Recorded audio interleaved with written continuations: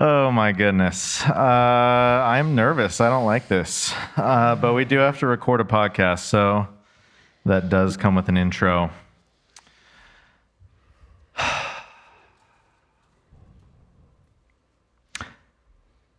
This is the BEMA Podcast with Marty Solomon.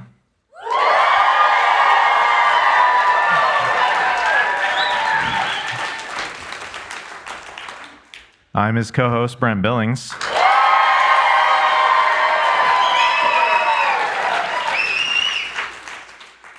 Today we are joined by Dent.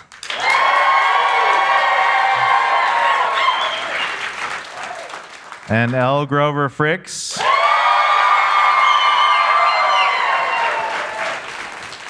With unofficial co-host Zack Dean.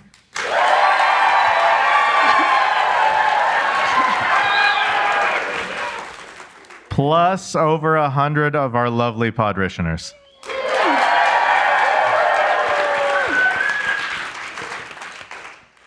To celebrate 10 years of the BEMA Podcast by looking back and looking forward and hopefully having a little fun. And we do need to work on maybe a little bit love your neighbor as yourself. You guys were not cheering as loud for yourselves as you did for us. Mm-hmm. But Elle did win at 108 decibels, so... Wow. Yeah.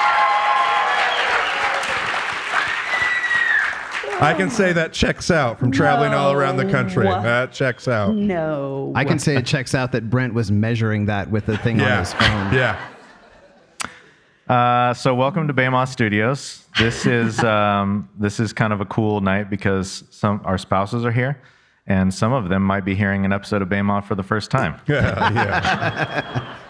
We are recording this, of course, and you kind of get to see what it's like behind the scenes. You get to hear some of our awkward pauses. You get to hear the things that we probably would edit out, but we can't because you guys are witnesses and you'll tell on us. We can still edit it out. There may be some things that we still edit out. Yeah, we'll see what happens. But unlike a normal recording, because we have you, but we have different mics, and I'm sitting, normally I'm standing, and we're all in the same room, so I can't isolate our microphones. I can't hide the fact that I'm snickering when Reed is saying Reed things. So it's going to be fun. But we'll see how this works. We're in uncharted territory. But Marty has a few things that he needs to say. Yeah. First of all, I need to say thanks to some people. And I'll start with our families. Just first and foremost, thanks to our families, our spouses, our children that are here, our moms or our sisters, all the people that might be here, and all of our really close friends that support the work that we do. I'd like to say thanks to Burr Miller. She's arranged this location, navigated. Yeah, we can actually say thanks. That's cool.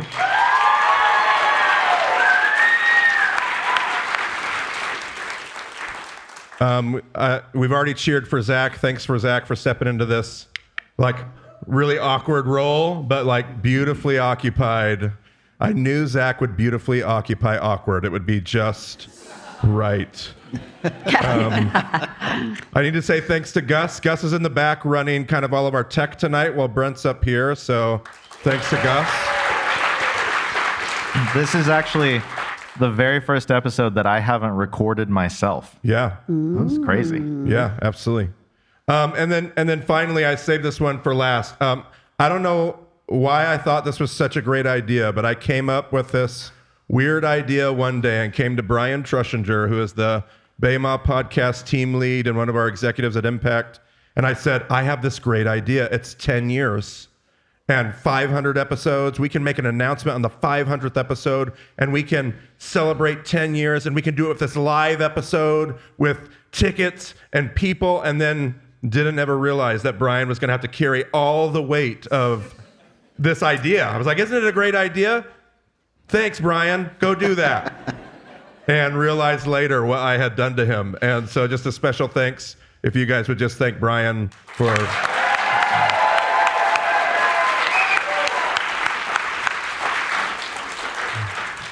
really organizing the whole team to get us here. But I also wanted to introduce you to three people here tonight that are kind of new or not new, but they're kind of on the fringes of what we're doing. And you're going to probably see a little bit more of them as the future unfolds.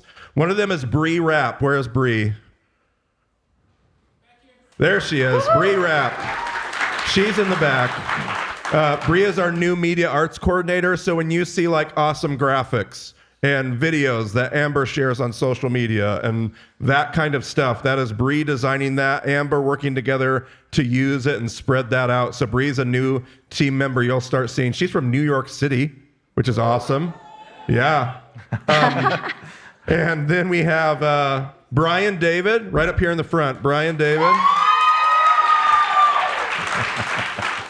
Luckily, we didn't need Brian to say anything tonight. His voice is like toast right now. But he is our chiasm guy. Like you've seen, you might have heard Brian on the podcast a few times. He does an annual live stream Q&A where all we talk about is chiasms. So, but Brian is also not just the chiasm guy. He is like the NT Wright guy. The Did You Know Bible Project said this guy. The just a little bit of just about anything and everything. He'll bring to, he'll quote, he'll work into his own BEMA curriculum with his groups. And so you'll probably continue to see Brian around. We're trying to, if he gets his voice back, we're trying to do season 2 reboot of Daniel, the double chiasm of the book of Daniel.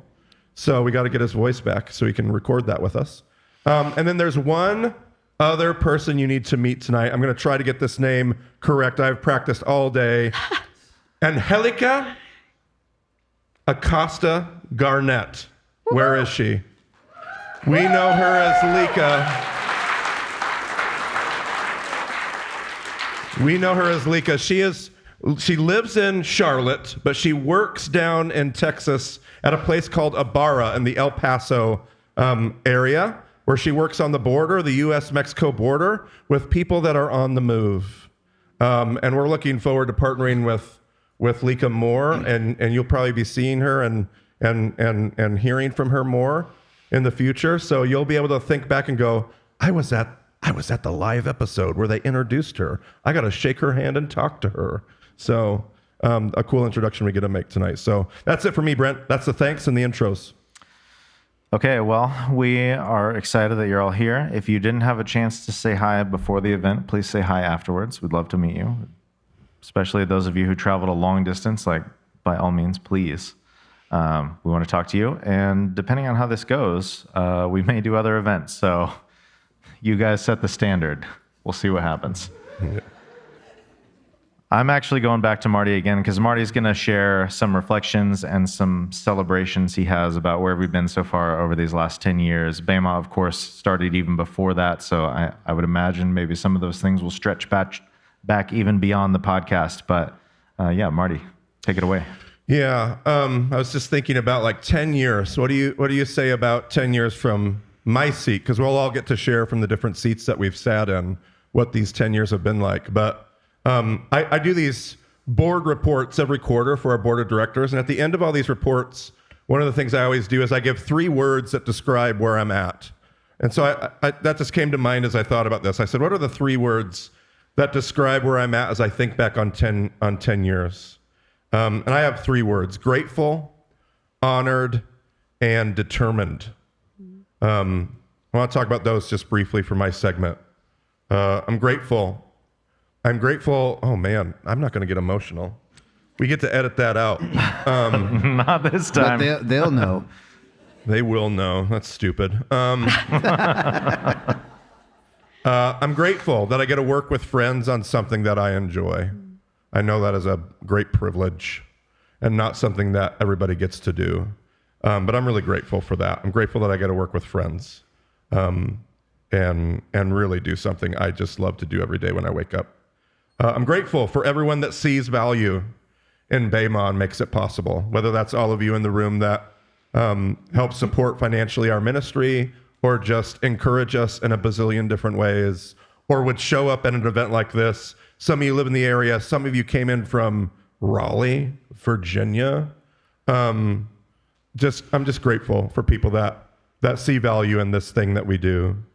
And I'm grateful for God that would give us this opportunity, the ways that he calls us to partner with him. I love that I get to people ask me a lot right now, like, how's book tour going? Book tour is going great. One of my favorite things is I get to just hear people's stories, and I get to hear over, and I've heard it 10 times in the lobby already tonight.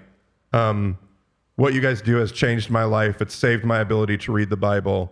It's saved my faith. I'm grateful because I know that that's not our genius. It's this opportunity that God said, I'm trying to do those things. I'm trying to save people's perspective of the Bible. I'm trying to help people like save their faith. Join me in that. And that we get to partner with that is something I'm deeply grateful for. And this will kind of feel the same when I get to the honored. I'm honored is the second word. I'm honored that I get to do what I love and people say thanks. That's a pretty sweet gig. I kind of pray. My prayer for all of you is at different points in your life, you'll feel like you find a similar space because I'm honored to be in that space. I'm honored that people would share their stories. The stories that I hear, some of them are deeply personal and meaningful and impactful, and that you would share those with vulnerability and honesty. I'm honored that you would trust any of us, myself included, but any of the team with the emails we get that Brian gets to see that get dumped in a parking lot. I'm honored for that. I'm honored that, I think I'm honored because I used to stand in front of rooms like this. Like some of you will come find us after this event, come find me, and you'll stand there and we'll get to shake hands maybe for the first time. And you'll kind of like have this awkward, like, I don't really know what to say. I'm sure you hear this all the time. And the thing is that it wasn't 20 years ago. I was standing in front of a church room. I was not who I am today. I was standing telling somebody else, thank you, because of what it was doing in me. So I understand that moment, and I'm honored whenever you stand there and tell me that, because I know what it's like to be in that space. And I'm honored. We always love to say, Ray Vanderlaan always taught us to say, bless God. Bless God. It was this way to like redirect the energy away from me to like remember that it's this God that's doing something through us. So I'm honored that I get to say that. I'm also determined. My last word is determined. I'm determined to steward well what God has given us. Whatever has gotten us to this spot, I just want to keep stewarding it well. I forgot I was going to read this, but let's go find it in the Bible. This is one of those spots that Brent would edit out while I awkwardly turn to Matthew 24. Or I would be reading it. Yeah. Brent, why aren't you ready to read Matthew 24? You would be awkwardly waiting for me to pull it up because I failed to see it in the notes. Yeah. And he'll be clearing his throat off camera and getting ready I clear my throat all the time, and I'm just like dying over here waiting for you to stop talking so I can... Yeah. Matthew 24, I have verses 45 through 51. Who then is a faithful and wise steward, whom his master has put in charge of his household, to give them food at the proper time? Blessed is that servant, whom the master finds doing his job when he comes. Truly I tell you, he will put him in charge of all of his possessions. But if that wicked servant says in his heart, my master is delayed, and starts to beat his fellow servants, and eats and drinks with drunkards, that servant's master will come on a day that he does not expect him, and at an hour he does not know. And he will come, and he will cut him to pieces, and assign him a place with the hypocrites, where there will be weeping and gnashing of teeth. And I really want to steward our moment well, mainly because I don't want to know what it means to be cut to pieces. Why? Why did you look at me when you said that? I don't know. I do. But yeah, I'm determined to steward well the words of God to the best of our ability. I'm determined to steward well theology, the theology that we engage in, the theology that we invite you all to. I'm determined to want to steward well praxis, application, all of those things. And I just hope that we steward well a first word. I really never want BEMA to be the last word. I always want it to be the first of many good words. So if the thing that we do and the thing that we steward is to create a lot of great first words, I'll feel very blessed by that. So that's my reflection for 10 years. Brent? Do you need to fix your mic stand? No, I'm just nervously holding it. Okay, all right. Because I'll try to stop nervously This is the holding it. downside to us recording in separate spaces is not that long ago, I found out that Marty, for like 2 years, had a broken boom arm for his mic. And so he'd gotten out this little tabletop tripod and he was just like leaning over his table podcasting. This is no way to live, Marty. And yet I did a fine job. Thank you very much. Nobody could tell. Yeah, so now we're going to go to Elle. Elle is going to tell us about her journey from BEMA student to where she is now. Incredible. 14 years ago, I was an undergrad student at WSU, where Marty did ministry at that time on campus. I thought at the time it was called Baymont. I'm sure I'm not alone with not getting the title right off the bat. But also, I'm still relatively sure that it was at 4 a.m. and that I always had to climb this massive ice hill going up the college there. So I was very embattled and aggrieved, I guess, is the takeaway from that. But I wanted to share this morning, this is not a morning, wanted to share tonight 2 BEMA lessons, classic BEMA lessons that changed my life, and one that I'm still learning today. The first one is a classic lesson. I think the episode used to be called, maybe it's still called, Drop the Jawbone. I remember being in Israel, Israel, 10 years ago with Marty, and he pointed at a field vaguely and said, this is where Shimshon or Samson set the field on fire. He sent all of his foxes out. And then he kept on talking about something else. And I dropped my whole valedictorian know-it-all thing. What? You? And that's what you all say. Really? Come on. Work with me here. And I just sat in the dirt and looked at the field. And I have no memory of what you said for the rest of that lesson. I'm so sorry. But that specific lesson, that forgiveness is something that we take on to ourselves, that when someone has wronged us and we choose to forgive them, it doesn't just evaporate. It's a burden that we choose expansively to take within ourselves. And when we do that, when we die to ourselves, we find the Lord meeting us in that and resurrecting us back to life, taking that burden up to himself. And that lesson, that if I was able to do that, I would find God to be all sufficient and everything that I needed for that work, kept me from becoming a bitter, angry, lonely person. This is called the Don't Cry Challenge. Marty and I, we're going to win. We're not going to do it. But I'm so grateful for that lesson. It really did change the course of my life. So I'm so blessed to just have the opportunity with all of you to be a learner before I was ever up here. Dropping the jawbone was the first lesson. I also have a little pericope from Psalm 16 for each of these sections. So if you listen with me, Lord, you are my good. There is none above you. You will make me experientially know the track of life. Abundance of joy is in your face. Pleasure is in your right hand for forevermore. And thank you. The second BEMA lesson that changed the course of my life, we were sitting in some stony amphitheater.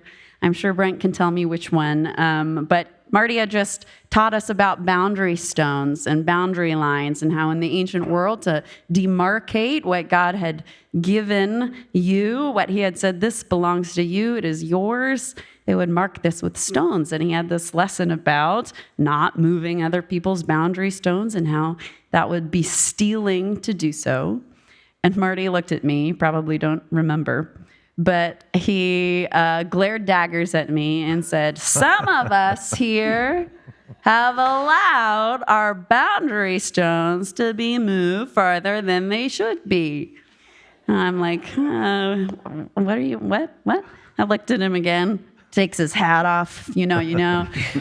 Some of us have allowed our boundary lines to be moved farther in than they should be. He was referring to the fact that at that time, I did not know that women were allowed to teach. I did not know that women were allowed to be in leadership of any kind.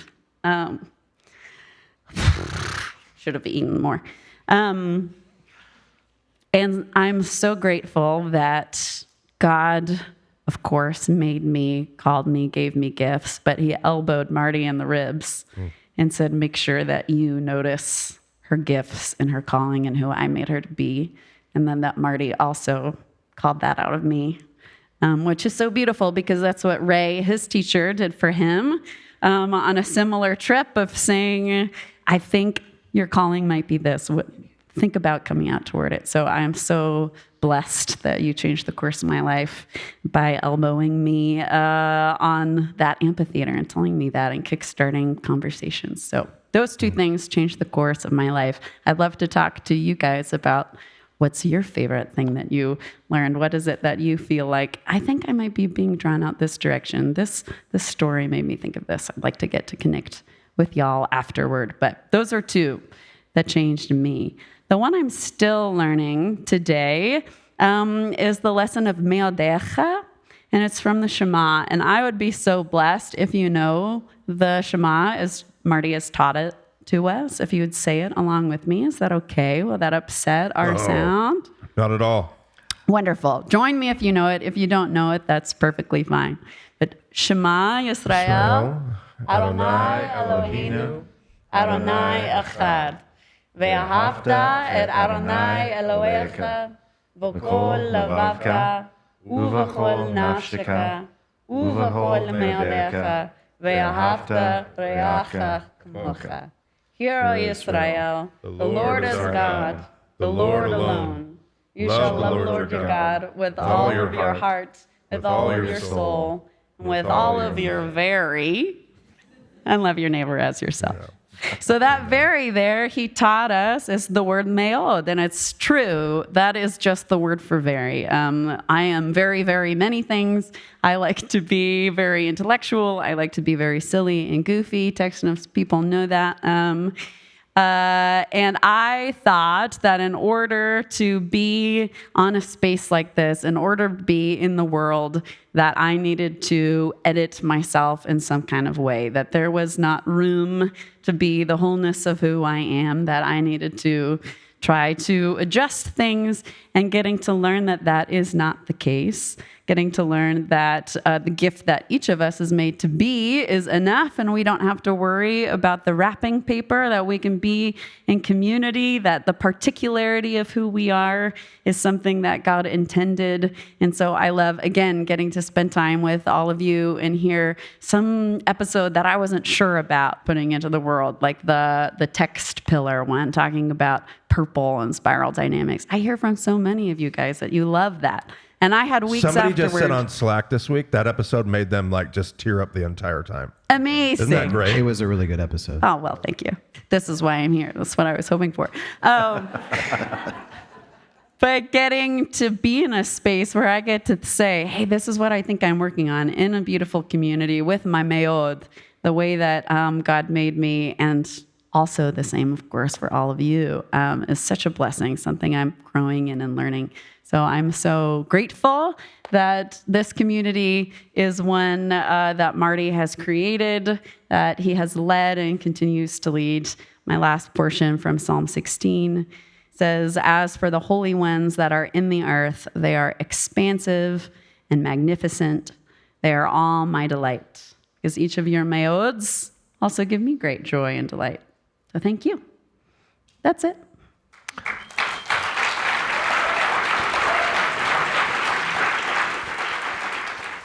I didn't cry, so I win. I mean, it was close. You cried to the standard that I cry. Okay. You, Brent, cried. Not saying much. I mean, I can cry more, but you know, I have a pretty low bar. Is that the EGFV that you're reading, Psalm 16? Sure was. All right, the Elle Grover Fricks version coming soon to a Theaters near you. yeah, maybe. Somehow we are wildly ahead of time, but we're moving on to fulfill. Not all, that we're yielding Don't that time tell to me you. that. Well, I mean, kind of. Let me get a few extra see. pages out. Yeah, we'll see what happens.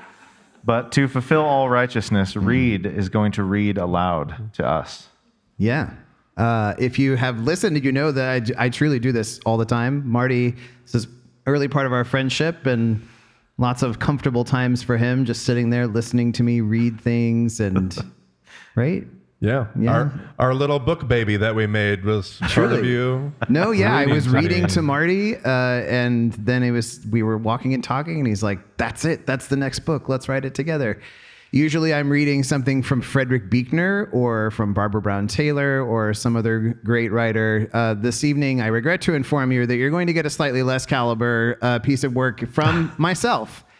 Thinking about journeying, thinking about Sabbath, I want to read to you a reflection, a little piece that I wrote from my sabbatical that I took in 2019 when my wife and I and some friends and family went to Spain and did the Camino. So if I can have like 8 or 9 minutes, you know what to expect, and get your wiggles out. I want an over-under. I think it's at 3.5 of how many times he quotes Buechner in his own work. Okay. In this piece right here? Yeah. All right. Are you taking the over or the under? I'm taking the over. I know better. They say that James the Apostle brought the gospel to Spain, and when he died, his students carried his body first to the sea and then inland to what we now call Santiago de Compostela.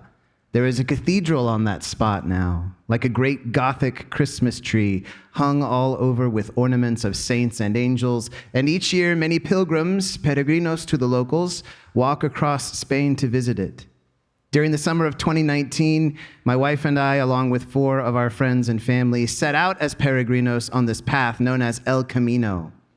Some walk nearly 500 miles from France through the Pyrenees and across all of northern Spain. But for our part, over 6 days, we walked 63 miles from Lugo to Santiago de Compostela with everything but our food and beds on our backs.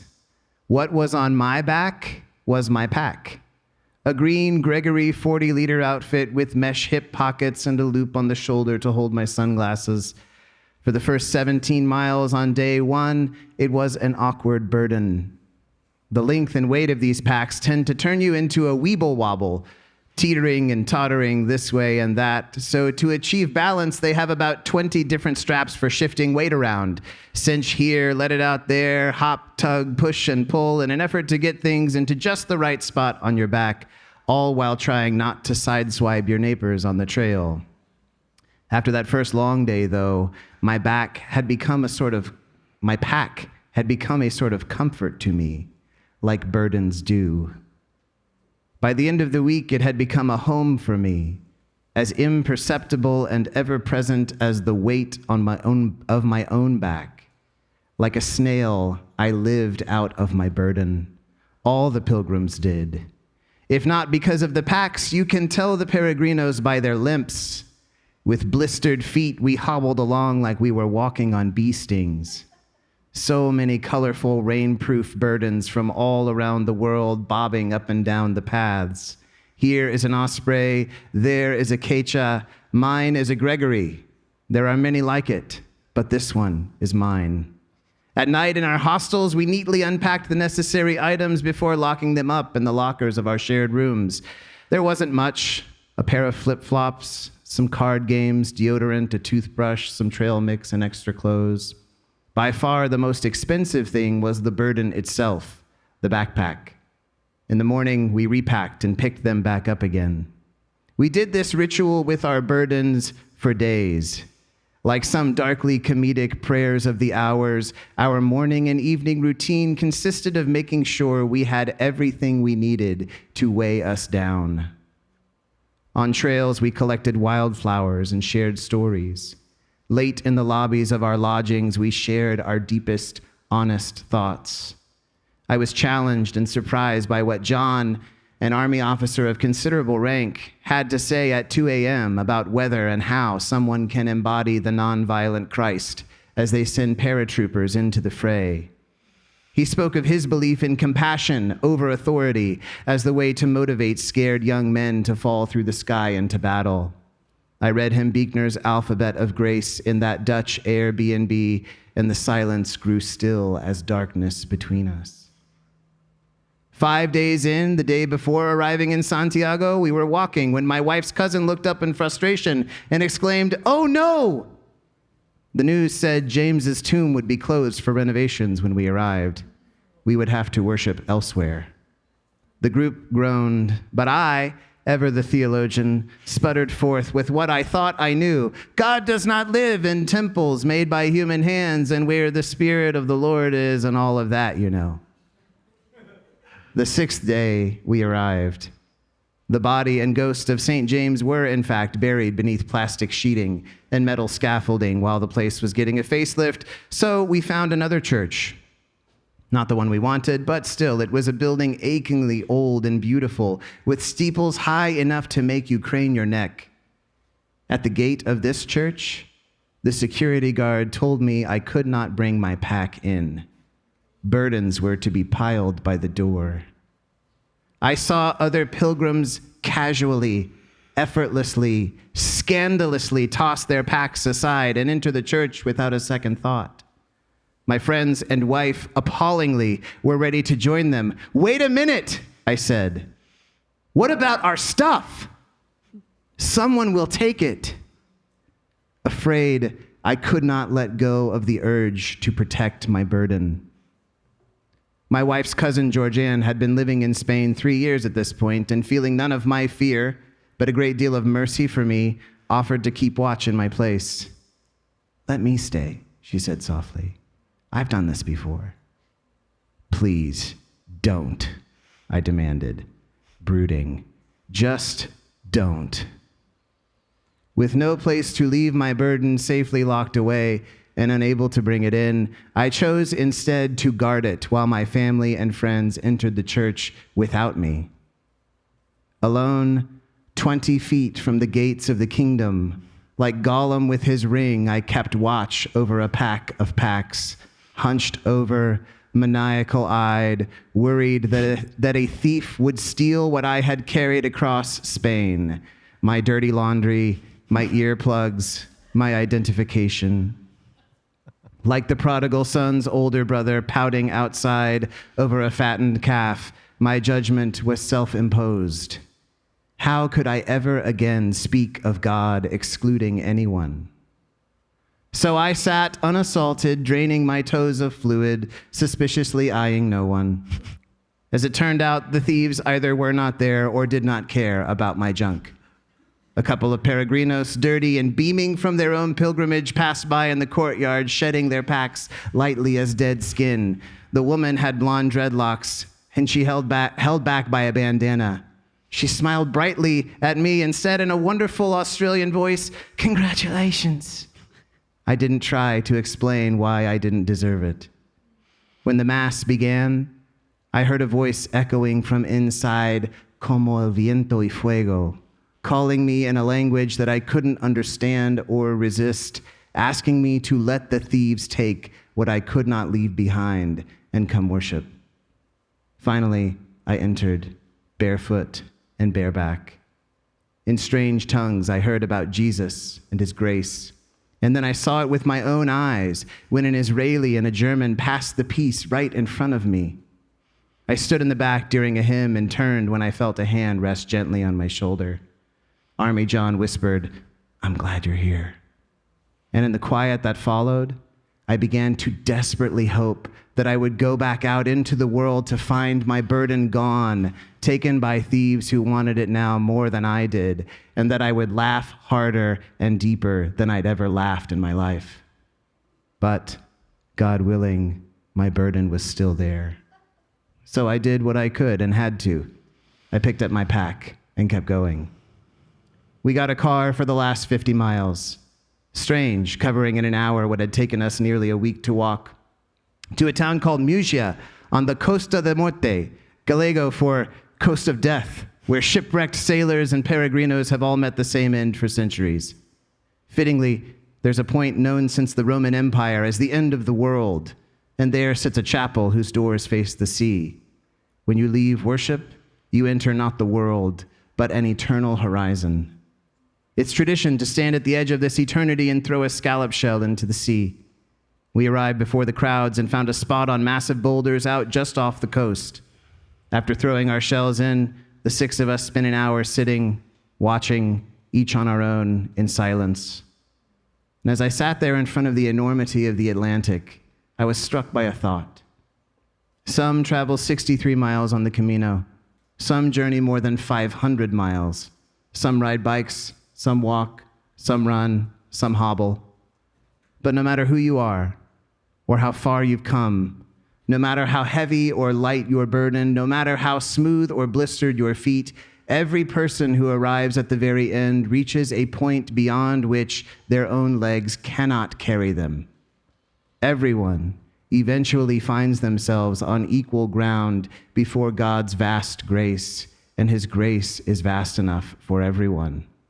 This is most certainly good news, and worth walking however long it takes to find out.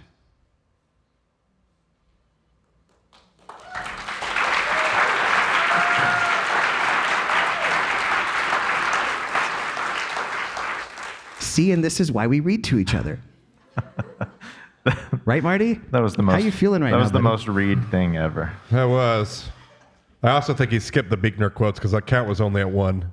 And I didn't even actually quote. I just referenced the title of the That book. was a quote. You know it. You can still count it. You're wrong. Dang. That's pretty good. That's Thanks. pretty good. Not that I had to reflect on any of my burdens or anything like that. Yeah, this isn't the place for that. Yeah. Definitely not. Not on this podcast. No way. Give me those Brent? chiasms. Yeah, that's right. Brent, we've heard from everybody but you, and I feel like we ought to hear what you think about the last 10 years. And you might stretch even beyond that because it goes true. beyond that. Yeah.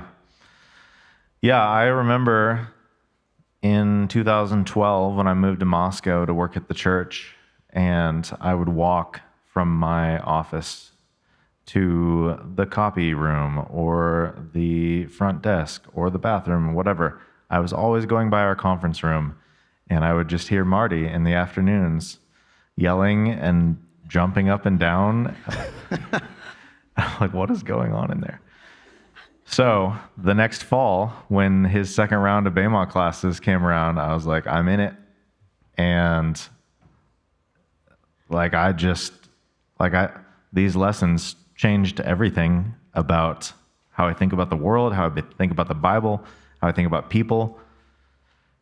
And so I get to the end of that class and I turn right around and I was like, I probably absorbed 20% of that at best. So I started up with the second round. I was like, Brent, you already did this. It's like, yeah, no, I'm going to do it again. Okay.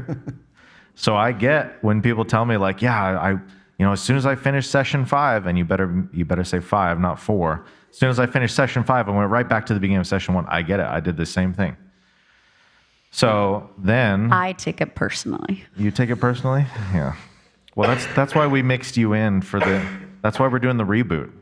So people know. Because people are like, who's Reed? Who's Elle? It's like, oh man. Doesn't matter. Guys Some gotta of us keep like it that way. Anyway, that's a separate rant.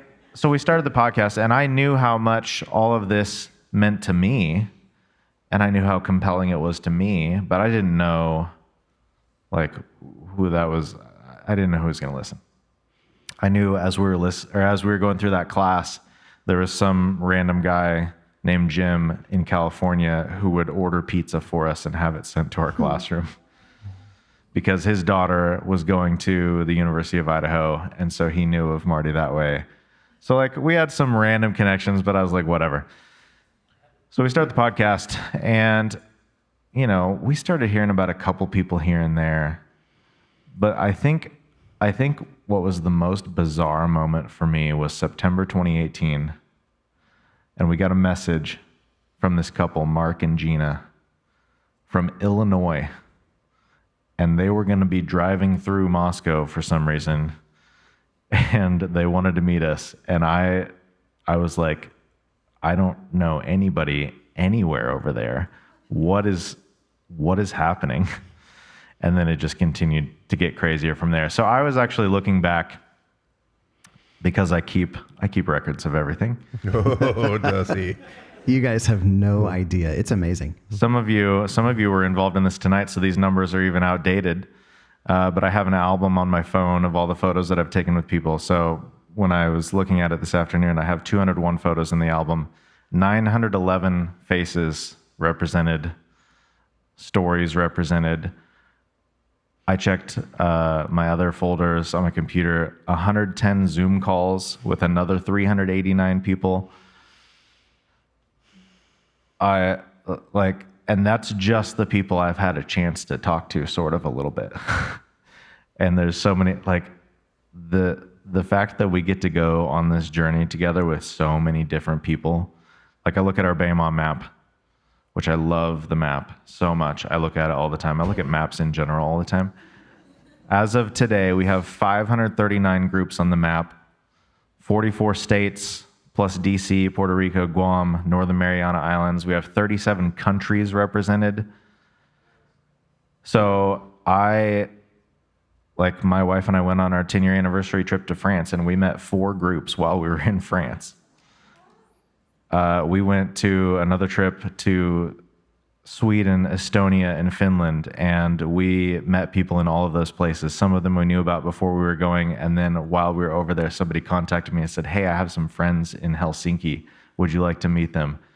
Absolutely. We had a delightful dinner with them. They gave us these delightful cups, these mugs that our boys love. They have little tigers on them. So I feel like I have friends everywhere I go, and I have people who are wrestling with the text in the same way that I did, and it's a blessing beyond what I could have possibly imagined 10 years ago. Yeah, that's pretty good.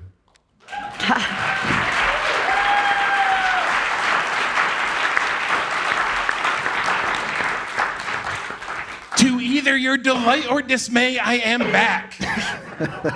Zack Dean, everyone. Yeah.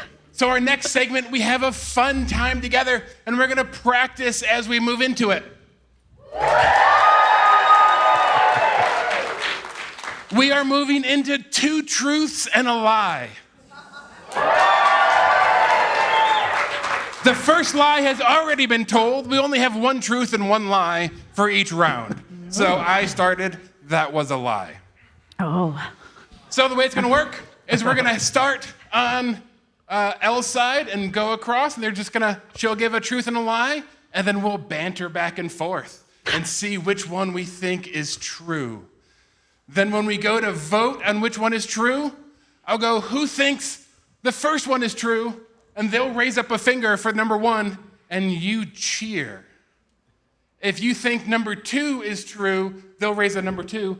And for those listening online, also say number 2 on the mic. But then you'll cheer, so we'll have an audience score, we'll have their score. It's gonna be a great time. It's going to be great. I'm so ready. Take it away out. Sharing about myself, terrible. Trying to trick my friends, a great time. I'm so ready. Okay, here we go. Statement number 1. I went bar hopping with a royal prince. Statement number 2. I went skydiving with Bedouins. What do we think? Are we at? Timer is going. Okay, well, who was the royal prince? He was a royal prince of Jordan Oh. How did you meet Jordan. a royal prince of Jordan? at the Temple of Poseidon. Like you do. How many princes are there in Jordan? I'm not sure. Do you get the impression that there are a lot or a few? I think there's a good handful. I didn't Wikipedia him or anything, but maybe I should have. Woo. But no, I was at the temple having a grand old time, reflecting, reading, doing all these things, and someone was just so loud the whole time. And then he sat next to me on the bus, and we had this great conversation. Turned out he was a Prince of Jordan. Wait. The royal prince of Jordan sat next to you on a bus? Yep. Why wouldn't a royal prince of Jordan have some kind of fancy You've got to motorcade? slam it with the peasants, Okay, enough about this royal prince riding a bus. As ridiculous as that is, I do find that more likely than skydiving with Bedouins. I mean, I have to. Where'd you take off from when you were doing skydiving? We took a Arabic bus down into the Negev, and it was a graduation present to myself And when we got there, as is the case in a lot of that part of the world, it's a little more, ramshackle than you might expect. But it was okay. It was great. It's a good time. What is more likely, that a royal prince is riding a bus or that Elle gives a graduation present to herself? I don't think I can answer that. It was grad school. Wait, so how again did the skydiving venture come up with the Bedouins? You were I had friends who did stuff, okay? And so... Were they Bedouins? No. Was No. this tandem skydiving with a Bedouin? Yes. And very specifically, they gave me a woman to be like harnessed with. She 5 was seconds. fantastic. I loved it. I didn't die. Clearly. Or Bar is that hopping? not true? What? Dang it. And that's time. I just wanted to know what bar you went to. Okay, that's Sorry, time. okay, I'm sorry. Reed. Sorry. Okay, so we are going to vote. Do you think it was true she went bar hopping with a prince? I do. I vote 1. Do you think it's true she went skydiving with Bedouins? Number 2. I'll go too, because Number I'm a 2. follower of Man. Marty. Bedouins are awesome. It was number 1. Bar hopping with the prince. baby. Are we keeping score, right? Are we keeping score? Just Is this mental for points? score, baby. I We got it. are keeping score. Now, we're going to have to keep score on the honor system because we have a lot of books. And if you are the top winner and get the most right, we will give away books. So keep the score. If half of you get 10, none of you get books. That's what's going on with that. So next round, Brent. Okay, here's my 2 items. I hunted, killed, and ate a squirrel. And the other one, my favorite song in 5th grade was Strawberry Wine by Deanna Carter. Both of these make me horribly uncomfortable, actually. Okay, so when you skinned, well, first, how did you kill the squirrel? So we moved out to a farm when I was going into 4th grade, and at some point shortly thereafter, I got a BB gun, pellet gun, and I used the pellet gun. Is the truth that Strawberry Wine is still your favorite song, and that's No, why it's a lie? not still. Only in 5th grade. I said That's that why very it's a lie. specifically. Got it.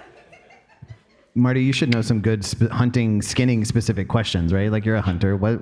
Trap it. You ate the squirrel? Yeah. You gutted the squirrel. My dad did the dirty work. Sorry, Oh, so Elle. it's already a lie. Yeah. Well, Wow. no, I didn't say. I did the hunting and the killing and the eating. That's the part Okay. that I said. Oh, okay, right, okay, all okay. right. You're right. All right. We also ate a rooster at one point, and we learned why you don't eat roosters because that was the worst chicken meat anybody's ever had. Why did the Deanna Carpenter song appeal to you? Deanna Carter. Carter, sorry. I was trying to catch you. I was trying to catch you. I feel like that's Okay. pretty good evidence for how he feels about that song. It was the song that I learned to slow dance to. Oh. With whom? What? With whom? With whom? Oh, I was actually trying to remember her name and I can't remember it. But it was in her white farmhouse and we were in the upstairs bedroom and the windows were open. It was in the summer. And there was a little, one of those. I feel like this is a verse one of the those- song In that's fifth not actually grade- in yeah, there. seriously. One of those silly little boom boxes, that had I don't know if it was a tape or What CD. year were but you in 5th grade? To 97, 98, something like that. They were her parent. Was it your house or her house? Her house. And her parents let you upstairs in the bedroom alone in 5th grade? We were just dumb kids. We didn't know any better. Okay. We didn't kiss. Strawberry wine.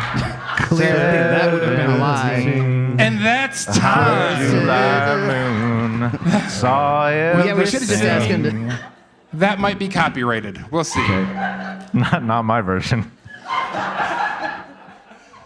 So, part 1, hunted, killed, and ate a squirrel. If you think it's him, if you think it's true, cheer. Oh, Cheer. I think one was true. If his favorite song in 5th grade was Strawberry Wine, cheer. Oh boy. We know the truth. You guys got me. Yeah. Now, Strawberry wine. the squirrel thing is true up to the point where we ate it. I didn't eat it, but I did hunt and kill it. What? 0 for 2. I didn't really mean to. That's The dogs. not the most What did you do upsetting with part. it after you killed it then? I'm actually not 100% sure it was dead because the dogs carried it off. Would you have eaten it if the dogs had not carried it off? I don't know. We ate a rooster. I That was feel like true? anything could have been possible. Okay. Everything was crazy on the farm. This is getting worse and worse. Let's go on to Marty. Guys, I'm not prepared to play this game. I'm going to say that right now. Mine's going to be the lamest submissions this game ever. Okay. All right. Here's statement number 1. I once coached the Boise Bible College Lions to a Boise City flag football championship, defeating former BSU players from the A-League. Were they Bedouins? Bedouin State University. Jordanian princes riding a bus to the game. The second statement. I won the race for student body president my junior year of college by using the 5 points of Calvinism as my campaign platform. 2 is true. 2 is true. That first one was so convoluted. There were so many elements to it. You Right. won a flag. You coached. I did. How old were you? Junior, so 21-ish. So there's like peer coaching? Like I can't remember why I was driven to coach and not play because I played the 2 years prior, but I coached this year. were you a player coach? No. Just Sat a with the coach. clipboard, like. Oh, That's how yeah. you like it to be, though. Oh, yeah. Yeah. Give him a clipboard What was any the day. What was the final score of the championship game? I just remember we won by 1 point at the end. Touchdown pass at the last second. 1 foot came inbounds. BSU player shoved our receiver out of the back of the end zone. Fisticuffs ensued. It was incredible. There was a fight. Which Bengals player would lead you with most that? compare that receiver to? Not that receiver, but that moment. Okay. T. Higgins. Okay. Just, for the record. How Now- many people play on a side in flag football? 8, I believe. I wish I knew that. Did you have any great slogans for running for whatever you were running for with the 5 Tulip. points? Tulip. I actually did the presentation with an overhead projector. You remember those? Those are fun. Yes. I had a transparency, and my campaign pitch just went, T, you don't know any better. You, I've already actually won the election. L, I'm the only one this really matters for. I'm irresistible. And P, I'm not going anywhere. That was my campaign. Okay, that's pretty platform. good. Wow. Compelling. Don't love the compelling. theology, but I love the campaign. Are there, It's a great are there platform. a lot of closet Calvinists at Boise Bible No, College? I was the only I one. was That's gonna what say- made it so great. Yeah, I was That going to say, feels that's right. what I The fact thought. that I won was like, how could I possibly even win this? That doesn't seem like a winning strategy.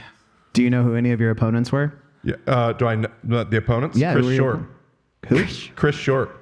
Chris, are you listening? Chris Short. Yeah. I know a Chris Short in Post Falls. Was he Yeah, in that's Post Chris Falls? Short. That was Chris That's Short. the one you were Yeah. running against? Yeah. Do you Also, my think? team- Do you Can think? I phone a friend? That Marty Is won. it realistic that Marty could have beaten him? And that's time. Okay. Who thinks it's true that he once coached a football team? Cheer. I think I'm saying that. I got to go with it. Who thinks he once ran the race and won student body president? I think it's true. It's true. Marty? Well, they were both really close to true, but I lost the campaign for president, and I won the championship with flag football. Boom. That's 2 points for me. If Wow. anyone's keeping track, 2 points so far. Perfect. 2-0. 2-0. I would have voted for you, Marty. Nice. Yeah. Yeah, you would have. Reed, take it away. All right. Statement 1. I was in a band with the creator of intertextual.bible that had a short-lived record deal with Sparrow Records. I had a private meeting with the general manager of the Kansas City Royals. That's it. Those are the 2 statements. Those aren't one statement. Kansas City Royals. You ever heard of them? That's a sports thing. I It's like a sports baseball. thing. I like baseball. Got it. You had a private meeting. Say that one again. I had a private meeting with the general manager of the Kansas City Royals. What about? Yeah. Why? Yeah. What'd you guys talk about? We talked about trades with Jermaine Dye and Johnny Damon. I had a friend, Clint Carlton, who was a local, self-made radio celebrity because he went to every home game of the Royals with this thing called the Diometer for how many home runs Jermaine Dye hit. So he was local celebrity. He emailed Allard Baird, the GM, to say, I don't like what you're doing with these trades. Clint and I worked together. One day, the manager from our work, it was a call center, comes in and she says, Clint, there's somebody on the phone named Allard Baird for you. This is too many details. Okay, well, I'm It's just telling made you the up. story. So we got to go meet with him before the game because he was like, I want to hear you out. Suspicious. And he gave us some bottled water, and I got to see what a GM's walls look like. It's all the rosters of You all were the a baseball tag-along teams. for this meeting. I was Somebody a tag else along. was okay. I was a tag along. Clint and I. But the makes two more of us, sense. it was the two of us and Allard Baird, and then we got his tickets to the game. Okay, what was your genre of your band? Worship, rock. I was in a band Cool. called Sinai Escape. Whoa. Whoa. I played the lead guitar, Wow. shredding faces. Incredible. Sinai escape. They were Sinai trying escape? to get to Sinai. I've settled the It was, case. I'm no, which it one's was the an liar. escape. It was an escape from Egypt to Sinai, Brent, and so Okay. that was the idea. So, All right. but it sounded cooler, Sinai escape, than escape to Sinai. You weren't shirking the law. None Of of course this. not. We were making rock worship songs back in 2001 and 2. I desperately want to hear. Was it originals or covers? We did both, actually. But the originals were really where it was at, especially when I just started shredding face melters. Anybody that gets this wrong should be kicked And out. that's time. You don't think I could do that? Okay. So, first, who thinks he had a record deal with Sparrow Records with being in a band with a person, the creator of intertextual.bible? Which is a great website that everyone should use. It is indeed. Intertextual.bible. It'll be in the show notes. Nice. Nice. I like that. I'll do it again. That might have people been just don't unfair. believe I can play the guitar, but I can. Was he in a band with this guy and this book that'll be in, or website that'll be in the show notes? Cheer if you think so. That's pity Wow. cheers right there. Wow. I think that you had the band and then it was awesome, just not that you were signed. Yeah. I think Okay. you were like, All right, we'll see. nah, It was a move setup. on. We'll see. Saw right We'll through see. it. Do you think he had a private meeting with the general manager of the Kansas City Royals? Yeah, baby, number 2. All We of us all know think it. that. Read. It is true. I was in the band. We almost had a record deal, but we did not. And I did meet with the Kansas City Royals general manager. You got me. And Yeah. he can't shred Excellent. faces. I can melt faces. I can't anymore, but I used to be able to do that. Nice. Incredible. Had a sweet guitar. We're doing okay with time. Read. I almost said read again. Elle. It's still me. I'm still Elle. All right. Set number 2. Statement number 1. I declined a job offer from the FBI. Statement number 2. I had to touch decapitated heads. Had to or wanted to? Had to. Yeah. Had What? with a D or half? Have to. They had half heads as well. Okay. So both. Oh dear. Half heads. He was asking have to or had Yeah, to. You had to. You in had the to past. or you to. have to. Like if you were to Had. see one today, I Who made had you be to. do like this? touchy touchy. Oh, Who it's made like you? Who made you? It's like an uncontrollable impulse. If you see one, you just have to. I was No. an authority figure made me touch the heads. Oh, You're gonna have like to a send professor? that. Are we talking a professor? A professor. This is yes. a lab. This is a lab. Where? WSU. Okay. In what class? Opera. Why were you touching decapitated heads in opera? Because you have to understand vocal nodes and how to avoid them, and you have to see how small the cricoid joint and all this stuff is. You have a whole anatomy you have to take for Oh, okay. opera. What was the other thing you said? What was the first one? FBI. FBI? Yep. Why'd you turn the job down? You declined it. I declined it, yes. What was the like to be an agent or? Well, no, there's a lot of steps, as some folks know, but they wanted me to come out to the next portion of the step before security clearance. And I was applying for my PhD at the time. And so you can apply, I think, 3 times before they cut you off. So I was like, I can do it again if I don't get into any PhD programs. And then instead, COVID happened and Marty hired me. So I could have saved lives, and now we're here instead. Marty, I feel like you should know something about this. You touched the heads. Mm-hmm. You didn't just like look at the whatever opening. There's no way that's real. There's no way that you did that in opera class. Is this one of those like anatomical And models? that's time. No. Okay. By round of applause, do we think it's true she turned down a job with the FBI? I'll go with that one because there's no way you touch decapitated heads for opera. By round of applause, do you think she was forced to touch decapitated heads? Marty and I are going with that. Yep, going with that. I did touch decapitated heads. My goodness. What now? In opera? Yes! It was That doesn't even disgusting seem like it and should be disturbing, legal. and I felt lightheaded, and I had Did to you go in like the break hallway. into the cadaver lab or something? Yes. Yes. Wow. I'm Is there terrible a- at this is game. there Opera a- is so hardcore, you guys. Are you party to a class action lawsuit about that? What? Doesn't seem right. We move to Brent in part 2. Okay, statement 1. I was kissed by a Greek Orthodox priest. What? Statement 2. I got into rodeo barrel racing when we lived on the farm. Where were you kissed by this priest? On the cheek? Was strawberry wine playing? No. So the priest and the 5th grade girl had the same fate then. They knew. Did the No. 5th grade girl Wait, no, also have a long beard? You did get kissed by the priest. How Okay. is it possible that Brent's questions, the truth of the liar, are making me the most uncomfortable on this stage? That's worse than a decapitated head. Was this like a part of some religious service or something? No, we were sitting on a couch, and it was my friend's dad, my friend Tatiana, her dad. What is the Greek Orthodox? Do they go by father? Is that like the Catholic Church? Yeah. So Father Horton, and they're like, "Hey, let's get a picture of you two," and as they're going to take the picture, he just like grabs my it was probably my first exposure to like a Eastern culture, greet each other with What a year holy did this kiss sort of happen? thing. I was high school, I believe, so it would have been like 03, 04 Okay. time frame. And you got into barrel racing? Is that what you said? Barrel racing? Like the Yeah, rodeo? yeah. When we moved out to the farm, I think my grandparents probably paid for it, but like they gave me horse riding lessons immediately.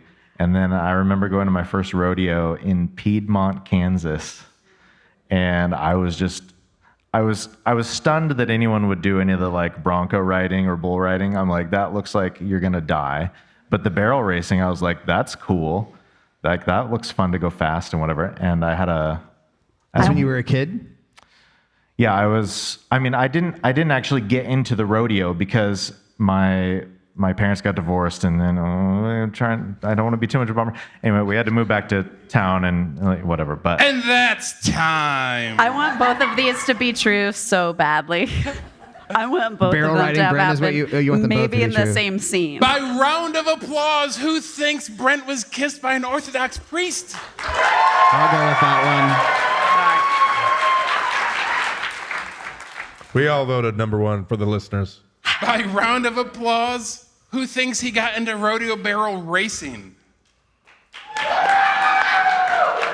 A long shot, audience. you guys, Brent, I was a really good horse rider, and I could have done it, but of course, it was the Orthodox priest. If you've never been to a midnight Pashka service, by the way, that is the most fun I've ever had at a church service. Wow. we will leave it there. Marty, it is your turn. Oh, okay. Let me get back to I want to read everything so I say it correctly. I have stood on the B at the center of Paycor Stadium, home of the Cincinnati Bengals, by myself and sat on the ruler of the jungle throne. This feels like more sports things. Sounds I had lame. to set this up for it to be a challenge. Here's the second statement. Earlier this week, I commented on a social media post from the Bengals and got a response from wide receiver T. Higgins. But then What did did he? T say to you, Marty? It was just a like. What was not your a comment. comment? What was that? What was your comment? I said "Hooday" with the tiger emoji. Did you And use he the white was like, tiger or "I've the orange never tiger? seen this Orange kind of tiger. comment before," and I'm There is moved. no white tiger. Silly. Okay. What's that? Do we And think he was moved by that emoji. what was the post on? It was a fantastic catch from. Do we Training think that camp. Marty is the kind of person who comments on social media posts? It's the For the Bengals. Bengals, yeah. Does he? Have you ever seen this? What is the jungle throne? Is my real question. That's a good question. So if you ever go to a Bengals game, every home game there is what they call the ruler of the jungle, and it's their responsibility at the beginning when they play "Welcome to the Jungle," and their job is to get the whole crowd pumped up, and they do the "Hoo-day, hoo-day," and they use the staff. I wasn't actually the ruler; I just got to sat on the throne of the ruler of the jungle throne. Wow.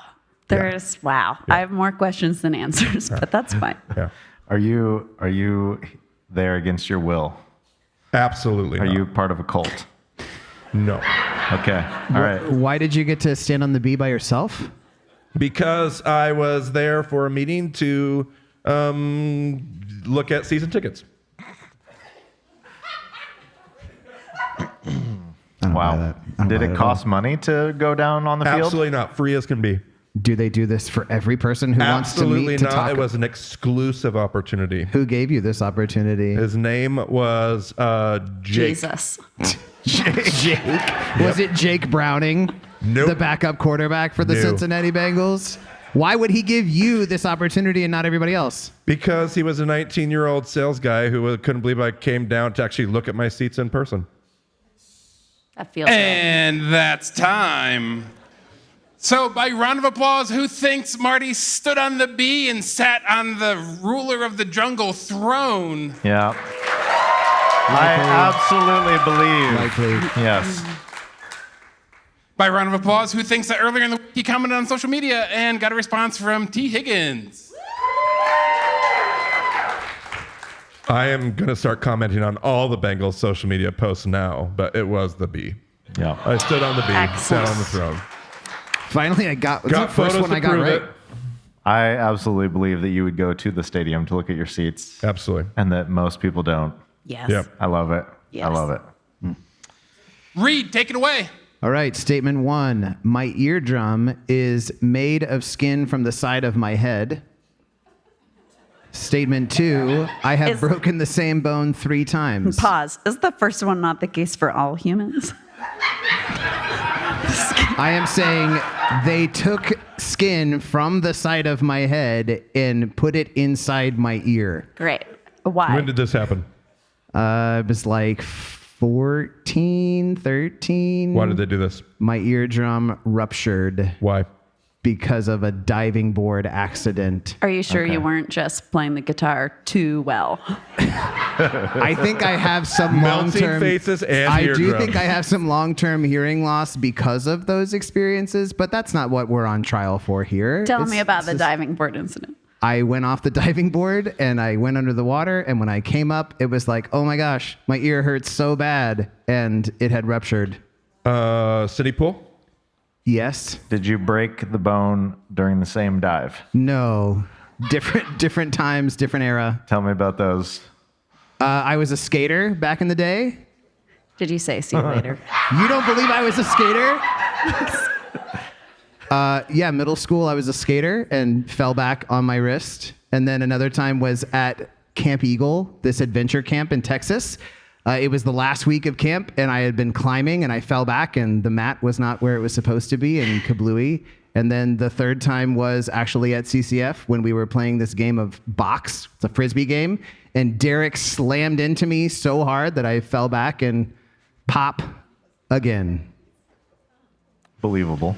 About Derek. This is very close to the truth, but I'm trying to figure out which one is not. Yeah, not. which one's been changed? These are slightly? both very close. They actually took the skin graft from somewhere way more Did embarrassing. they take it from your butt cheek instead? No, it was actually my head, Where on your head? right above my ear.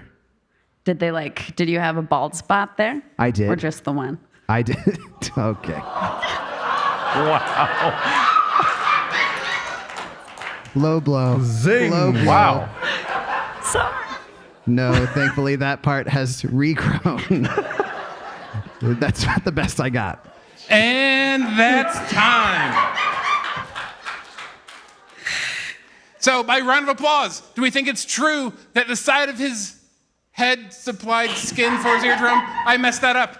You get it. That's me, number one. Yeah, I'm there. By round of applause, do you think he's broken the same bone 3 times? I have never broken a bone. Yes.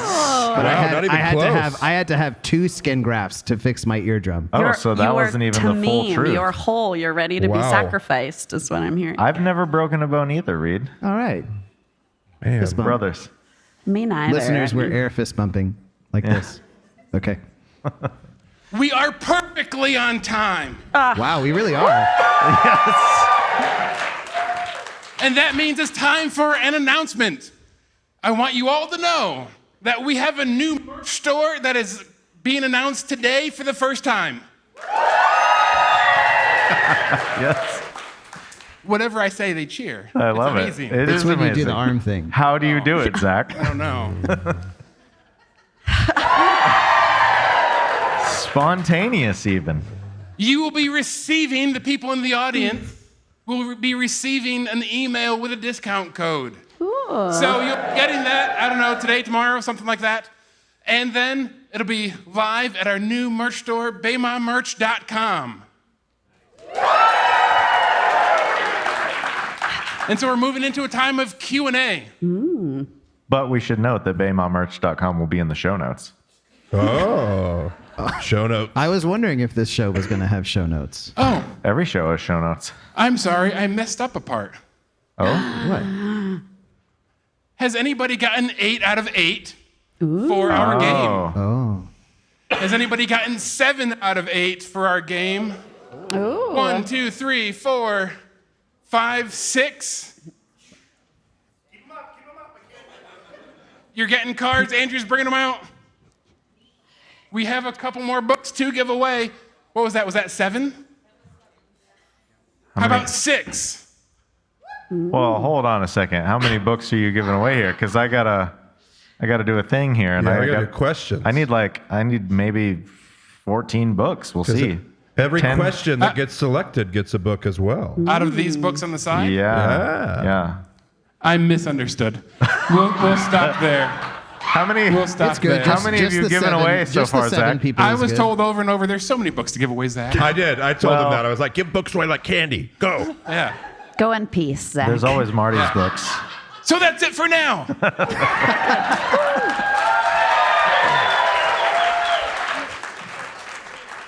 Okay, we do have questions, though. We have questions from people in the room. And the first question comes from Tyler Heston?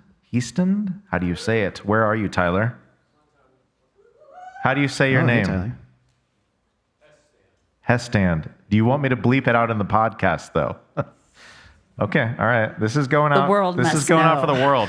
All right. It's a lot of pressure. Tyler's 37 question countries. we have assigned for the group to answer. The question is, how do you balance spending time reading the Bible with using resources such as podcasts, books, and commentaries to learn the text?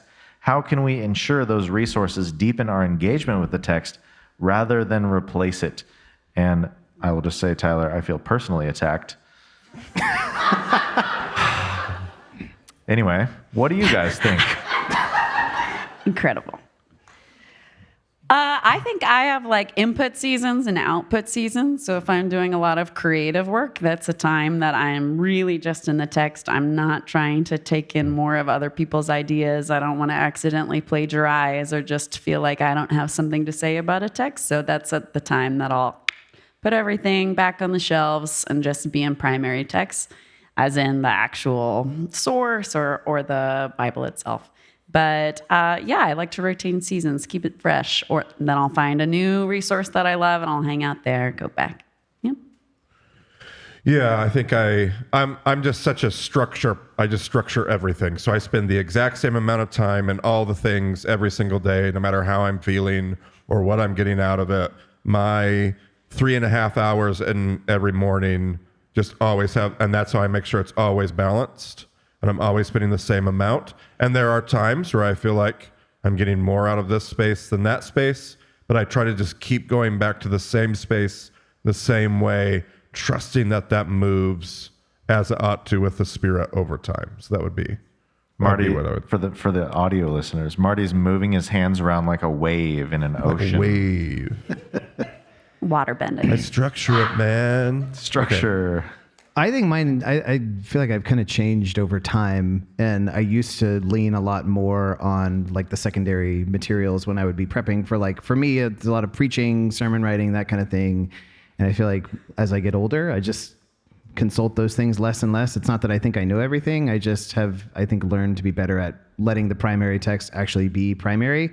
Another thing for us is like in our community, we do a lot of scriptural reading without then the other stuff added onto it. Even sometimes discussion, like we make a practice of we're just going to sit and we're going to read, and then that's going to be it. And we're not analyzing or discussing. We're just hearing it read aloud for like an hour at a time and then moving on. So in our community practice, we try to mirror that sort of commitment to like let the primary thing be the primary thing. Yeah. That is beautiful. Yeah. I feel better. I feel better now. Tyler, did you get a card? Perfect. All right. Second question is for Elle from Beth DuPriest. Where's Beth?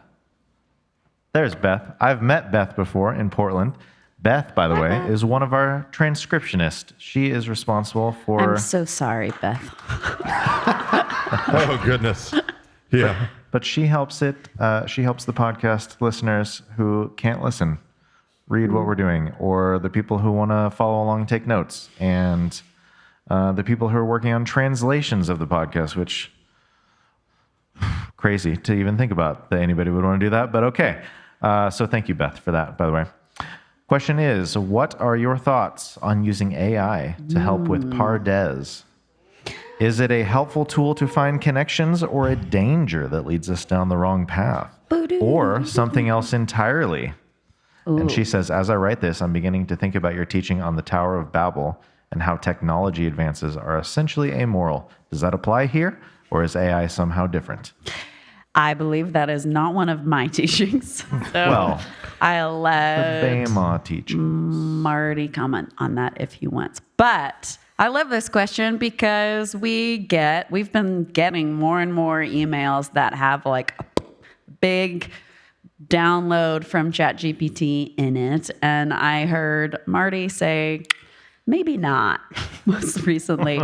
But I just like, one thing that I think it can be really helpful for is to find primary sources. If you imagine it like a library, if you're not morally opposed to using AI, which is its own thing that is totally valid, if that's your camp, that is great. Thank you for caring about the planet and other things.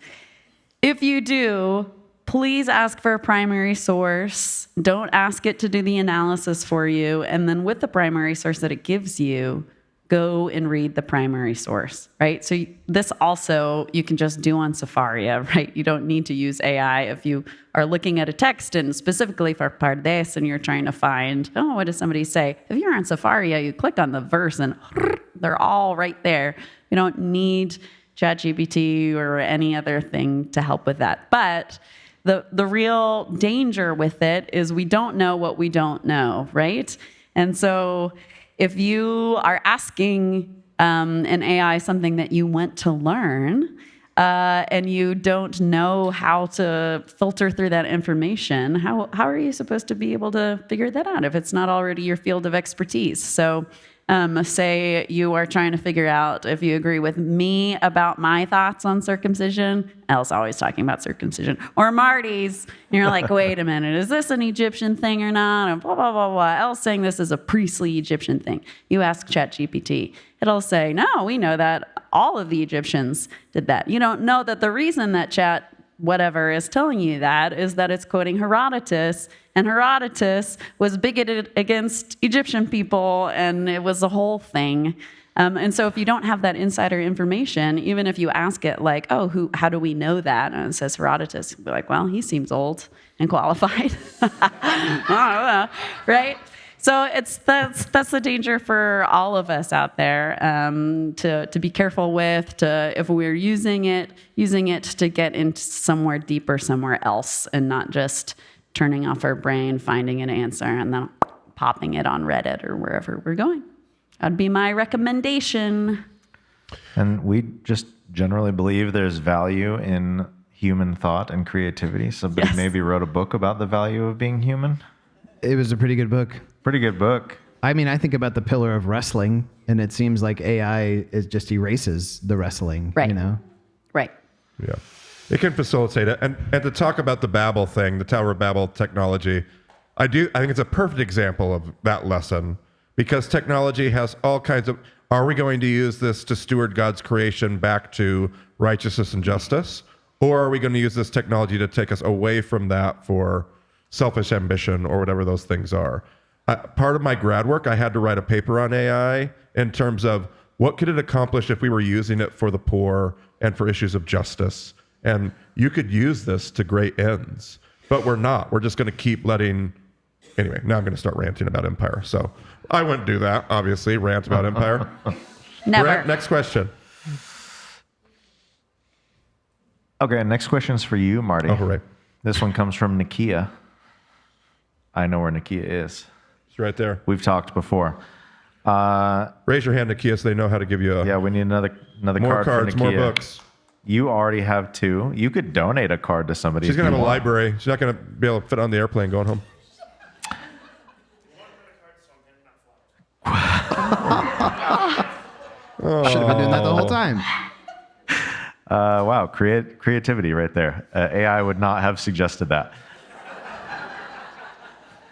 Question is, during the first few episodes of the reboot, it sounds like you cringe at some of the things you said from the first episodes in 2016. What exactly bothers you about the things you believed or espoused? Those first early 2016 episodes also changed my life.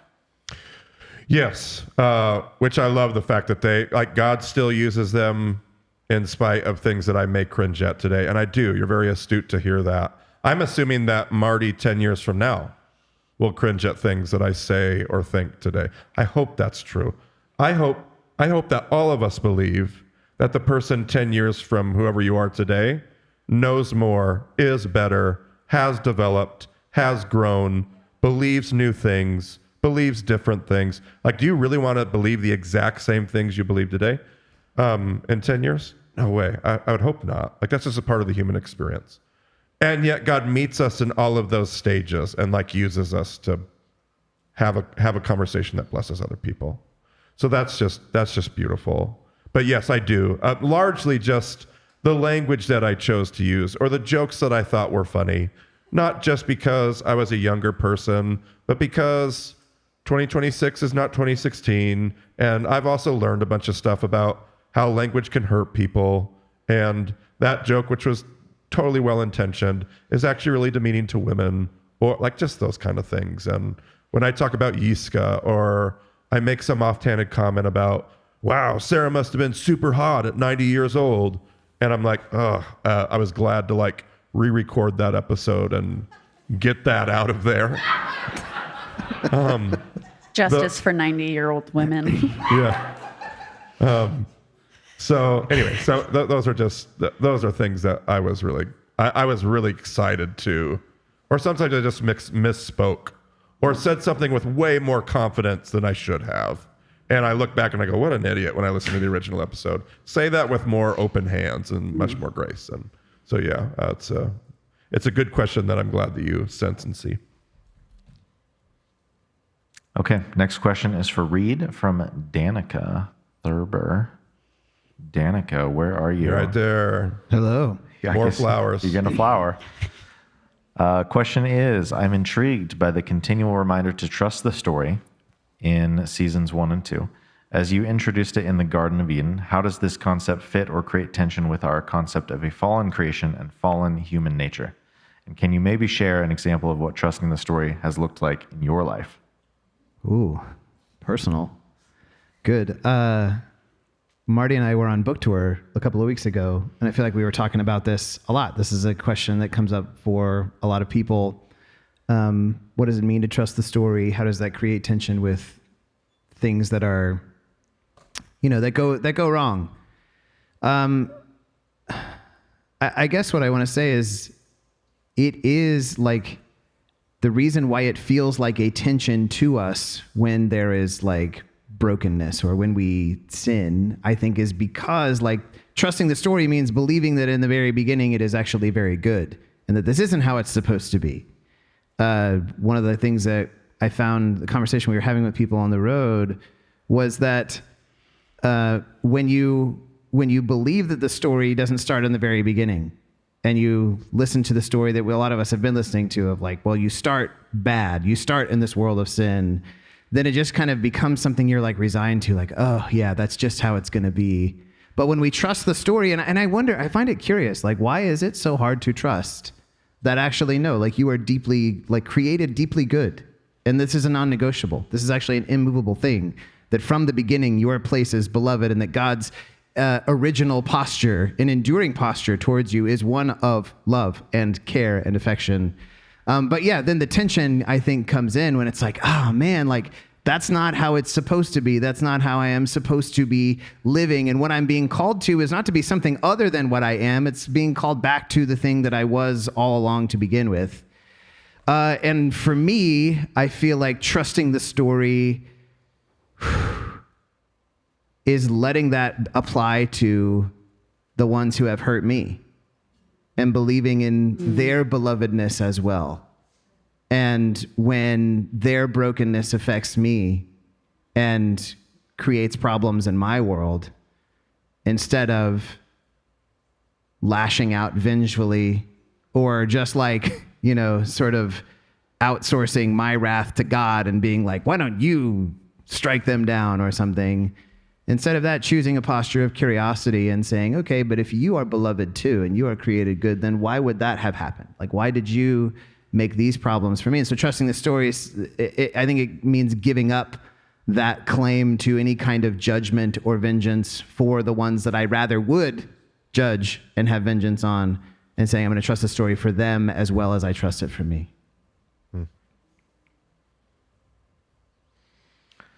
That was good, Reed. I got lost in your answer there for a second. Thanks. Yeah. I was like, oh, I got to do something. Trust the story, baby. Okay. Another question for the group. This one's from Mallory Gormley. Where's Mallory? Right up in the front. Here comes your flower. Faster, Andrew, faster. Where did you get the flowers, Drew? Yeah, I'm afraid that Cathedral of the Rockies is going to come into work tomorrow and be like, what happened to our flower beds outside the... Oh. Yes. So as a side note, I lost the cards we were supposed to hand out. And as I was looking for something, he goes, my daughter has these flowers. We can hand out these flowers as long as we get them back. So if you have flowers, be sure to give them back. They belong to a little girl. Okay. Are they tulips, though? Is she running for the board? Yeah, is she running for president? Yeah. Okay, here's Mallory's question. Seasons 1 through 5 specifically have totally reshaped my interaction with and engagement with the text in the best way. I can finally see the bigger picture, or at least glimpses of it. How do you engage with the local church as a body when the majority don't engage the scriptures this way? It can feel isolating. In my experience, most are still using a very Western lens that in turn leads to misuse and misinterpretation of scripture, or at best, ignorance, which I do have empathy for, she says. I can't unsee the Eastern lens and don't want to, but I want to engage the local church. Is there a remedy for this gap? It can feel like two totally different languages are being spoken. You should start. Elle, this is right up your alley. The whole crowd is murmuring. They love this question. It is a wonderful question. And I think the crowd is murmuring because we've been there, I think, in a church service where we're clocking, well, I'm not sure that that's the story that's actually being told in that story. And how do we engage in that space? Two answers. One is oftentimes, not always, but oftentimes there are other communities around who desperately wish that there were more of them, who wish that you were part of their community, who need help. And so sometimes it's looking for, okay, if these values aren't quite lining up, this is a really important part of the way that I engage my faith. Are there any partners in the community that I can find? That's the one thing. The second thing is something that we talk about in wrestling, right? Those episodes have come out already. In that we want to... Is that what came out this morning as we record this? We want to so. honor other takes, right? We want to honor the Peshat. We want to honor, like, why has this become so important to this tradition? Because the reason that it has is not innocuous. It's not just some trite thing that they randomly picked. It usually has a really long history and tradition, even if somewhere along the way we might say, like, But if we can understand, okay, this is really important to this people because they really care about this thing.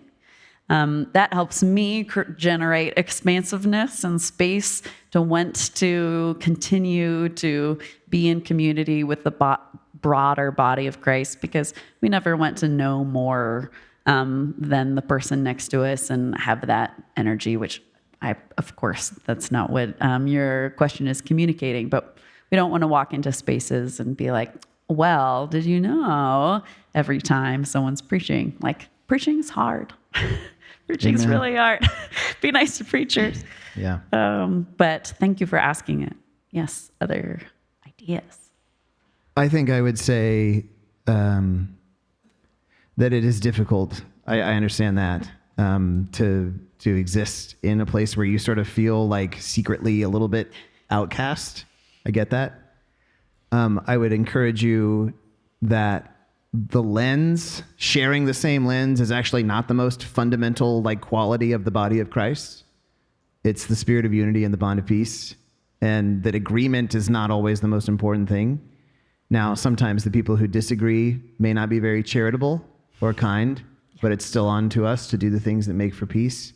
And then the second thing I would say is that don't worry, and I don't know that you're trying to. I don't hear this in your question. But if there is a sense of how do I change the community around me to be more, I would say don't worry about that, and instead remember that the kingdom is it's like yeast. It's small. It starts really down low, hidden, and that the Pope said, the old Pope John Paul II said something that I always kind of misparaphrase, and I should really stop attributing it to him at all because I always misparaphrase it, but it came from him in my mind. And that is that the appropriate context for theological investigation, reading the Bible and all that kind of stuff, the appropriate context is love and mutual friendship. And so I would encourage you first, focus on being a friend to the people in your community. Because when you get out of Sunday morning, you'll find that their concerns actually exist way more at the level of just regular human stuff that we're all living through. And that to be a friend and to be as Christ to them, then maybe the conversations open up and it's well, what about this? And you'll find that people are a lot more open and agreeable to different ideas when there is first that bond of friendship and love. I've thought about this question a lot because it comes up a lot because a lot of people share the exact places. That's why there was murmuring and agreement in the room. Comes up everywhere that I go for book tours or meet and greets. And one of the things that I've reflected on, I just think about my own journey and how did it go? Because I've been exactly where you're talking about. People always say, how can you sit through any service? Because the preacher's probably not using your hermeneutic. How can you even sit there, know the things that you know and sit through a sermon and even get through it, let alone enjoyment? So how did that how did that happen for me? And I think I often feel like I grew up in a world that told me, this is the only right way. This is the only right way. This is the only right way. And then I learned that like, oh, that might not be maybe that, but there was like a journey I was on to like, oh, this is actually right. But for a while I held it with that same, this is the right way energy. And eventually what I learned was like, actually, a large part of the problem wasn't the content itself, because I'm going to get a bunch of that stuff wrong in this one right way. It was the posture with which we held curiosity and certainty. And as soon as I start to open myself up to that, there are bad readings of the Bible and there are bad ways to hold theology, but there's also a lot of beautiful good ways to hold it. And then I can start looking for, it's that good eye we talk about in season 3 versus the evil eye. It's that what you look for, you will find. And then I started enjoying like, oh yeah, like at the church I go to now, there's like 4 to 6 of us on the teaching team on rotation. And I'm the only one that uses the historical critical approach. But there's like 2 like spiritual directors and contemplatives, and they're going to use like a totally different gear. And I just love it. And they're not going to talk at all about what the rabbi said. They just don't care. But they're going to talk about what Jesus told them that morning. And I find just great value in that. And so I just have come to learn to love that. Very good. It is about 8:40, which means we have time for one more question. Oh, what are you going to do with that, Brent? I'm going to do the only thing we can do and go to Lori Ann's question. Can we say who Lori Ann is? That's my mom. Oh, so many moms That's the in time the for the crowd. aw. We do have a question for the group. What do you especially admire in your co-hosts? What do you think they bring individually to the team in a unique way? What a great mom question. It is a great mom question. And a good way to end, and a great transition for the end of our episode later tonight. I'll start. Oh no. What exactly did she ask? What do you admire in your co-hosts? What do you think they bring individually to the team? I love Brent's quirky attention to detail. I love his commitment to excellence, and that we share some like compulsive, we will start the thing that we finish. There's just things that are uniquely Brent that usually show up on a spreadsheet, but I've known them in like other spaces, and I love that commitment to perfection. And it's really not perfection, but it is like there is a standard that we can hit, and we're going to hit it in all kinds of different working spaces. And I really admire that about Brent. He makes, I mean, there's 2 people in particular that I would say, whenever I do the acknowledgments to any of the books that I write, there are 2 people at the end of that list outside of Jesus that are, without them, there is absolutely no BEMA, period. None of this is happening. You're in the and that's Trinity. Brent and my wife. And so I just greatly appreciate who Brent has been and how he's been that in that space. Elle, I have always loved her. I love that. I have never heard her tell the story you told about some people have moved your boundary stones. I didn't even realize that was happening on this side of that lesson. But I've just always loved how she's held her gifts as she's grown and matured. I don't mean that in a patronizing way. She has always taken up space and entered a space in a constructive, helpful, but has plenty of fire, plenty of spit, plenty of I'm going to bring something about. But I'm going to do it in a way that you can tolerate, and I'm going to protect you in that space. And because of that, we all grow and we're all better. And I don't know about Reed. Next. Reed, yeah. Reed's just one of my best friends, and I've just always appreciated, whether it's because he reads out loud or he has always been able to draw the real me out of me. And that can happen in spaces like the podcast, but in just deep friendship and relationship, Reed has always been able to let me be fully seen. And I've that's a rare gift. You don't just make that kind of friend along the way. You have to have a real true friend that can see you and create enough space and see you in like your really dumb moments and not just walk through all that stuff. So yeah, that's what I think. And I will say, I'll go next.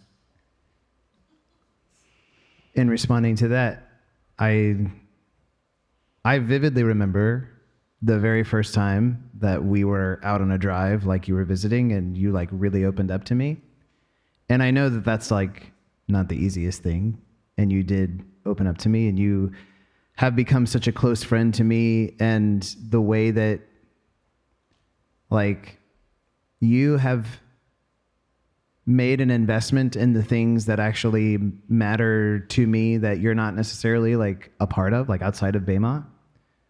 Like there is a way that you really care about my team and my ministry that doesn't have a lot to do with you, but I feel like the actual attention and affection there.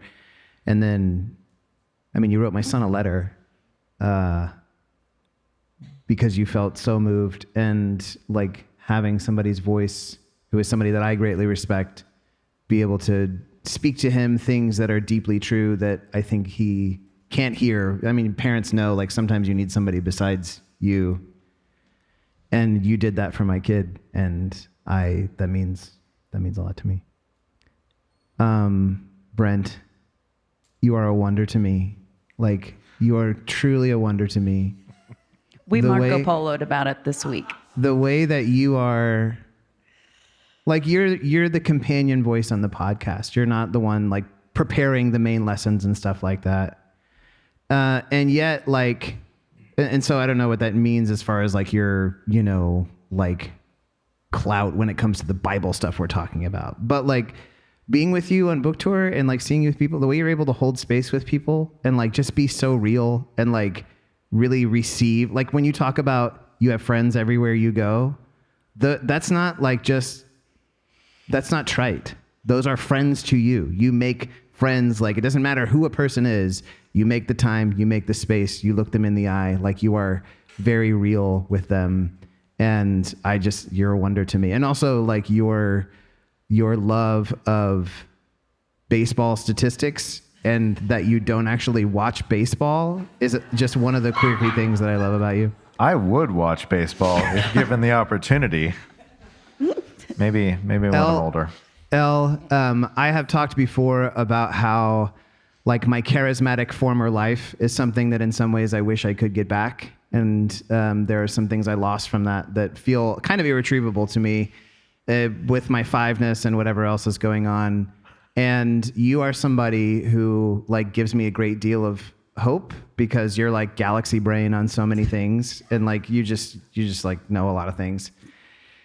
Like where when I was learning some things, I was like, yeah, so let's leave that other thing behind. And yet like you are able to like so wonderfully hold both of those things together, like that charismatic, that spirit, like the spirit is very much alive with you. It's not just like thinking thoughts, like I'm the brain in the jar and I wish I could find the heart again. Anyway, and like the way that even in some of our conversations, like when we've had other retreats and things like this, where you have been able to like very kindly encourage me, like, you could get that back. And I'm like, oh, I think I believe you a little bit. So anyway, just the way you hold both of those things is like a wholehearted, whole person kind of thing that I really admire. Thank you so much. Yeah. What a joy. Excellent. Thanks, Mom. I love that Brent has a hospitality of spirit that you just were talking about the good eye. There is no point in which I have ever worried about Brent judging me. I have never worried about that he's going to be difficult to talk to about any particular thing. There is only one Brent way of being, and it is always earnest, and it is always true and authentic and kind. And he is so... I love learning from you. I love watching you engage with people and just the way that you don't have like stuff that other people have about. You really want to know people and you're endless, boundless curiosity always inspires me, and I'm grateful to know you. Thanks. Thank you. Yes. I love that Martin will start something, and you don't even know what he's about to teach you. But he gets this sparkle in his eye, and he starts moving. I love watching him preach because he'll sprint from there to there. And the whole time I'm like, what's going to happen? This mic got so low. I don't know how it got so low. But when that twinkle gets in that eye, I am ready to go beyond the horizon with you. Lead on. I love that moment, and you steward it so well, and you lead us toward good things that look like Jesus. So I'm really grateful for that. Reed, I was talking with you last year about Marty's quality of doing that, and I told you this already. So, I didn't have to think of something new. And there's this word in Hebrew, siach. Say siach. Siach. And it's the way that an oar goes into the water, and it calms the water as it moves things ahead. And if you ever have the joy of receiving Reed's ministry, if maybe Brent leading is going to spark curiosity, Marty's going to lead us off over into the sunset. When Reed reads something, whether it's his own writing or the word of the Lord, there's a hush that goes out through the space. Instant sacredness, that's such a gift that you're immediately able to remind us of what is true and what matters and what is good and real and significant and not ephemeral and dumb. So I'm really grateful to know you. Thank you. Siach. Yeah. It's a good word.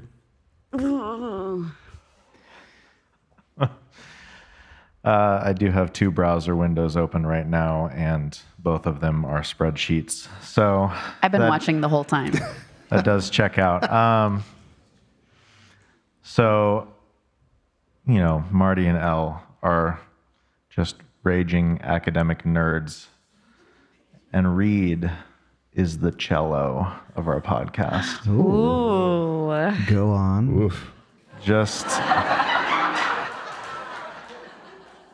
You just bring this richness of meaning to the things that we're talking about. And it's not like I feel like that's lacking when Marty and Elle are talking, but there's just something about the way that you speak. I like to call Reed our philosopher. He doesn't necessarily agree with that, but that's the only way that I know how to describe it. And I don't like philosophy, but I like Reed's version of philosophy. Thank you. Marty does not start anything without finishing it.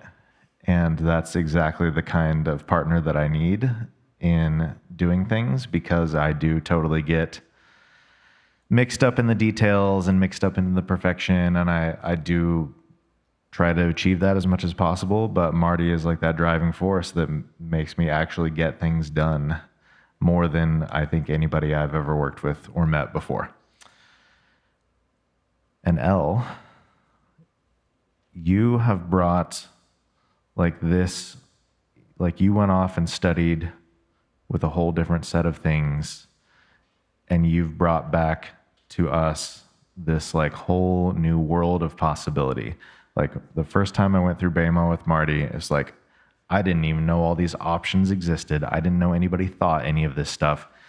And I've been there, and you're just raising the bar to a whole new level with a whole new world of possibilities. The spiral dynamics episode, it's nobody's ever talked about that to me before. And I just love the way that you have opened up a whole additional level of world. It just keeps going. Can we not arrive somewhere and feel like but no, we still have things to learn. We still have growing to do. Me chief among them. But you guys all bring that out in me. So thank you. Thank you.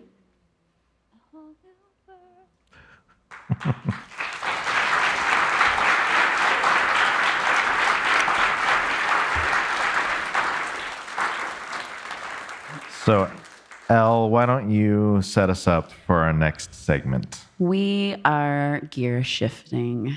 We're going to take a sec to move some furniture around, and we're shifting tone a little bit for our last portion of time together. So thank you for coming along with us.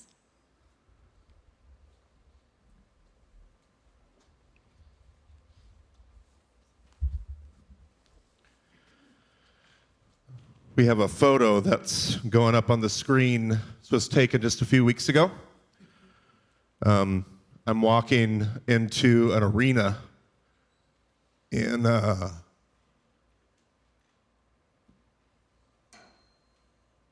place called Aphrodisias. It's one of my favorite lessons to teach. We go in there and we talk about a lot of things, but one of the things we talk about is this passage in Hebrews. It's Hebrews chapter 11 and 12. We know it as the Hall of Faith. And it starts off, and it says, faith is confidence in what we hope for and assurance about what we do not see. And this is what the ancients were commended for. And then it goes on to talk about a bunch of these ancients. It goes on to talk about the universe and Abel and Enoch and Noah. And we're told about Abraham and Sarah and all of these stories, messy stories, human stories. We're told that all these people were still living by faith when they died. They did not receive the things promised. They only saw them and welcomed them from a distance, admitting that they were foreigners and strangers on earth. People who say such things show that they are looking for a country of their own. If they had been thinking of the country they had left, they would have had opportunity to return. Instead, they were longing for a better country, a heavenly one. And therefore, God is not ashamed to be called their God, for he has prepared a city for them. Which is a paragraph. And then it goes back to talking about the ancients again. Talks more about Abraham, because you just can't talk enough about Abraham and Sarah. Talks about Yitzhak and Yaakov.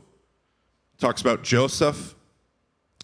Talks about Moshe and his parents and the faith that they had. Talks about the people passing through the Red Sea and how the walls of Jericho fell. Talks about the prostitute Rahab. And then the author says, what more shall I say?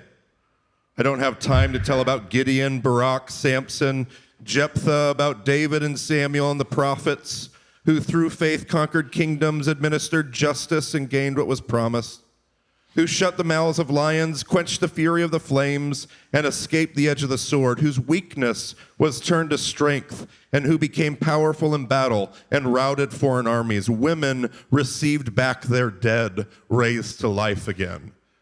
Wow. But there were others who was tortured. They refused to be released so that they might gain an even better resurrection. Some faced jeers and flogging, and even chains and imprisonment.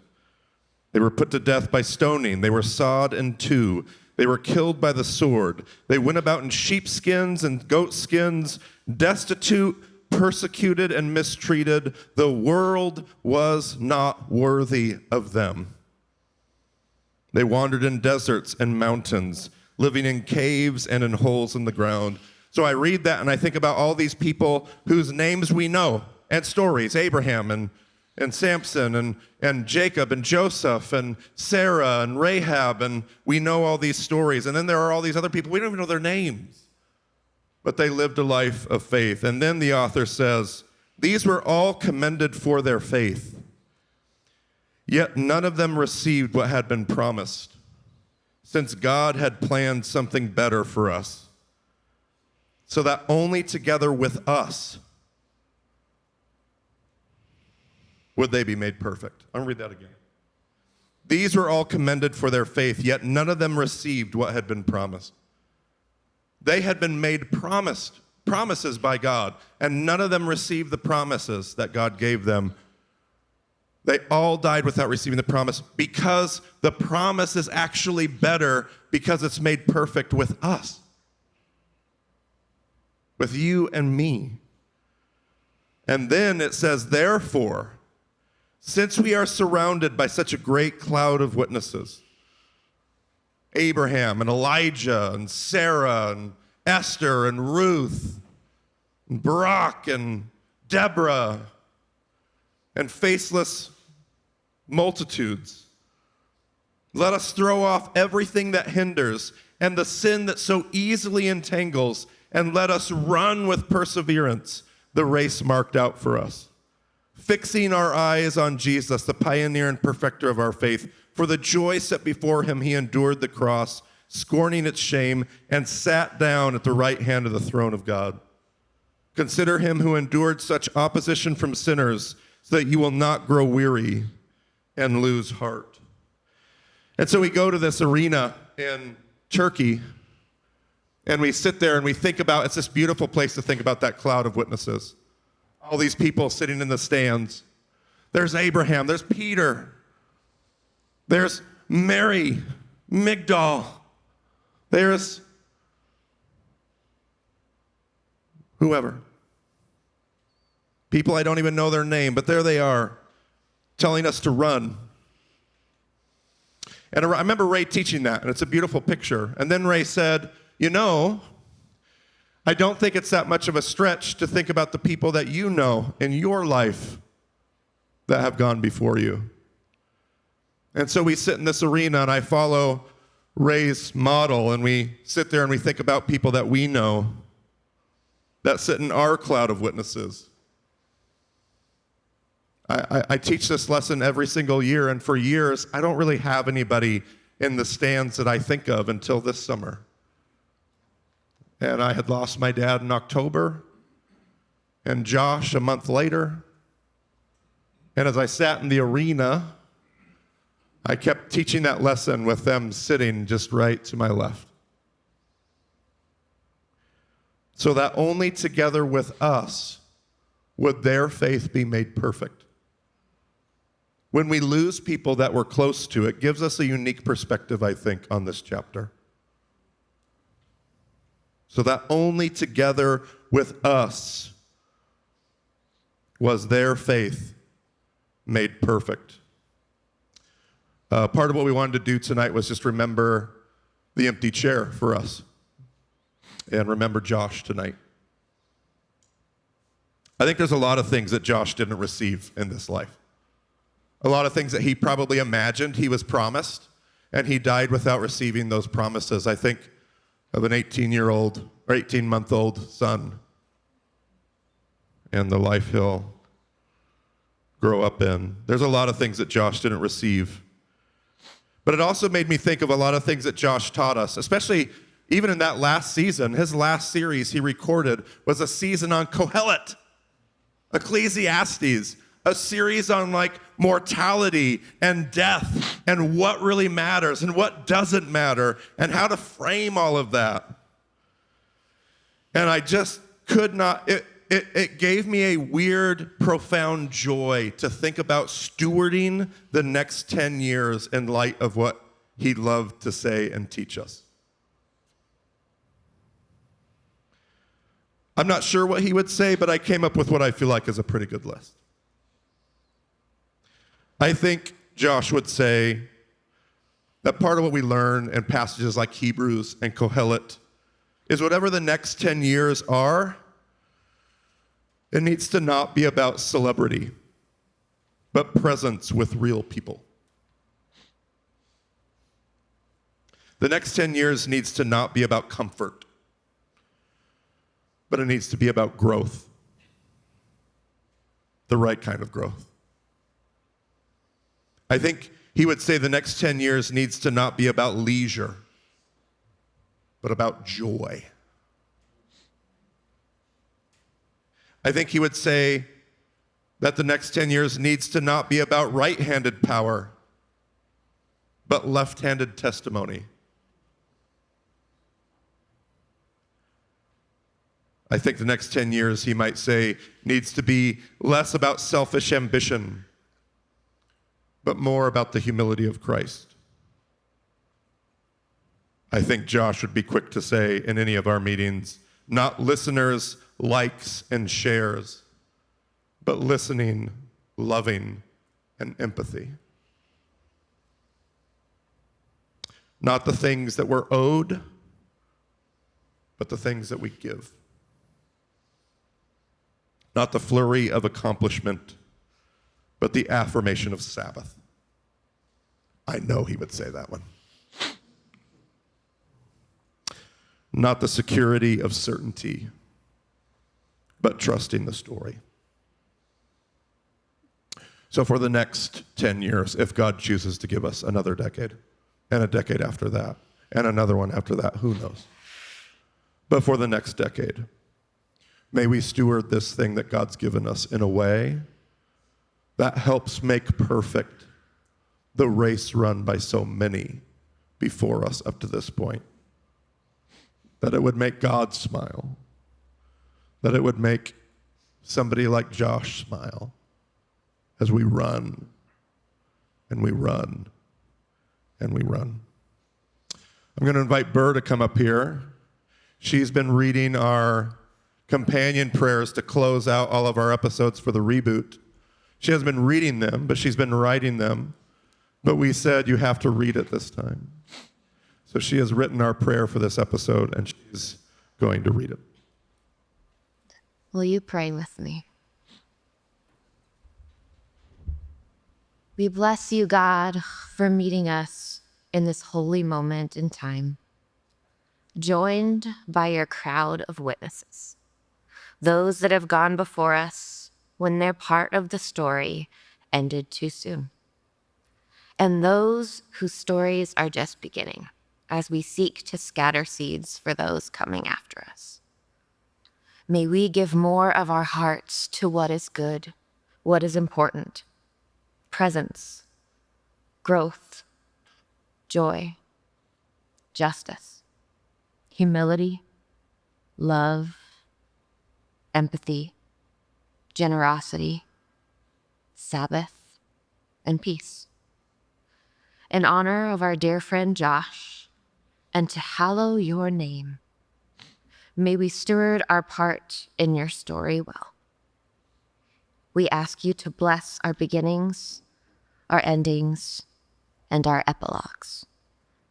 Amen.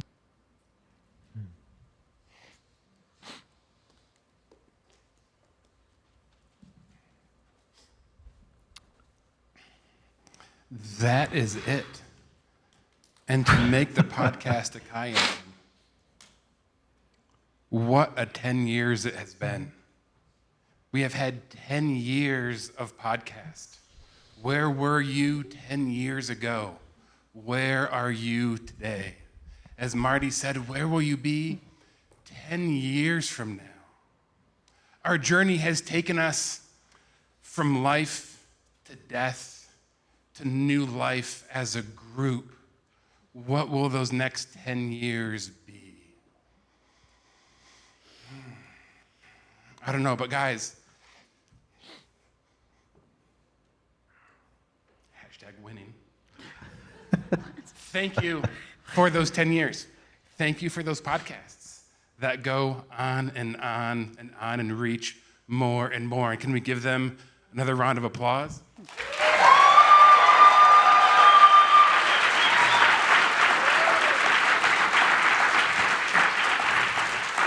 And Brent, I believe this is where you hit the music. I don't actually hit the music because when we're recording, we don't get to hear the music. Mostly because I'm fumbling around trying to decide what I'm going to say to close out the episode and then stopping and thinking, I don't need to say this much. Let's get out of here. That is the part where he most is like, hold on, let me do that again. Yeah. So for 10 years, you have closed the podcast. For over 500 episodes, you have closed the podcast in almost the same way. Who knows it? You'll get a book. Who knows it? Anybody? Anybody want to hazard a guess? Oh, well, you're going to put it all on one person's shoulders? I can't even remember it. Anybody? Just shout it out. What do we got? What do I talk about at the end of an episode?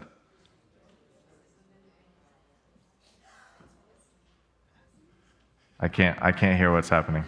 Is it? This has been the BEMA Discipleship Podcast. Thank you for listening. We'll see you next time. Pretty good. It's pretty close. It's pretty close. Pretty That's good. pretty close. Definitely Pretty good, Brent. How flower-worthy. was it? It's pretty good. Pretty good. But good. I talk about a lot of things It's at the end of the show. flower-worthy, But what no else? doubt. Reed, do you have Yeah. the close? Thanks for joining us on the podcast. We'll talk to you next week. About as close. About Elle, as close. do you have the close? You I'm guys are always- forgetting a whole slate of things, though. Oh What yeah, I'm join us doing on at the the join end of us the on the podcast, Palouse. I'm taking my phone off of airplane mode, looking how long the recording is, and wondering whether Marty will be upset that it's like an hour and 10 minutes instead Yeah. of 45 minutes. Okay. That's what I'm doing. Well, All right, well, you've I got can it. say after 500 episodes that the line is, thanks for joining us on the BEMA Podcast. We'll talk to you again soon. Okay. That's what I said. Okay, but also the website, the show notes, the map, the contact page, the thank you to our donors and supporters. Show You do notes. a wonderful job, Brent. Oh my And gosh. I eat up every moment. You know, you can log into these different streaming platforms and look at the like chart of like how far do people make it into the This episode. is so true. And it is a depressing cliff in the last 60 seconds of the episode. So this actually, I guess, isn't surprising at all. 86% of you, we see you the moment we start a close. You're like, I'm out. Yeah. Whatever, but let's do this last line together. Yeah, we need to I'll- do it together. I'll start it off. Thanks for joining us on the BEMA Podcast. We'll talk. Okay, all right. What do we say, Brent? Thanks for joining us on the BEMA Podcast. We'll talk to you again soon. Let's try it. Thanks for joining us on the BEMA Podcast. We'll talk to you again soon. Now we're getting the energy. Let's do it one more time. One more time. Brett first, then you. You guys do the second line. Thanks for joining us on the BEMA Podcast. That's it. Thank you for coming. Round of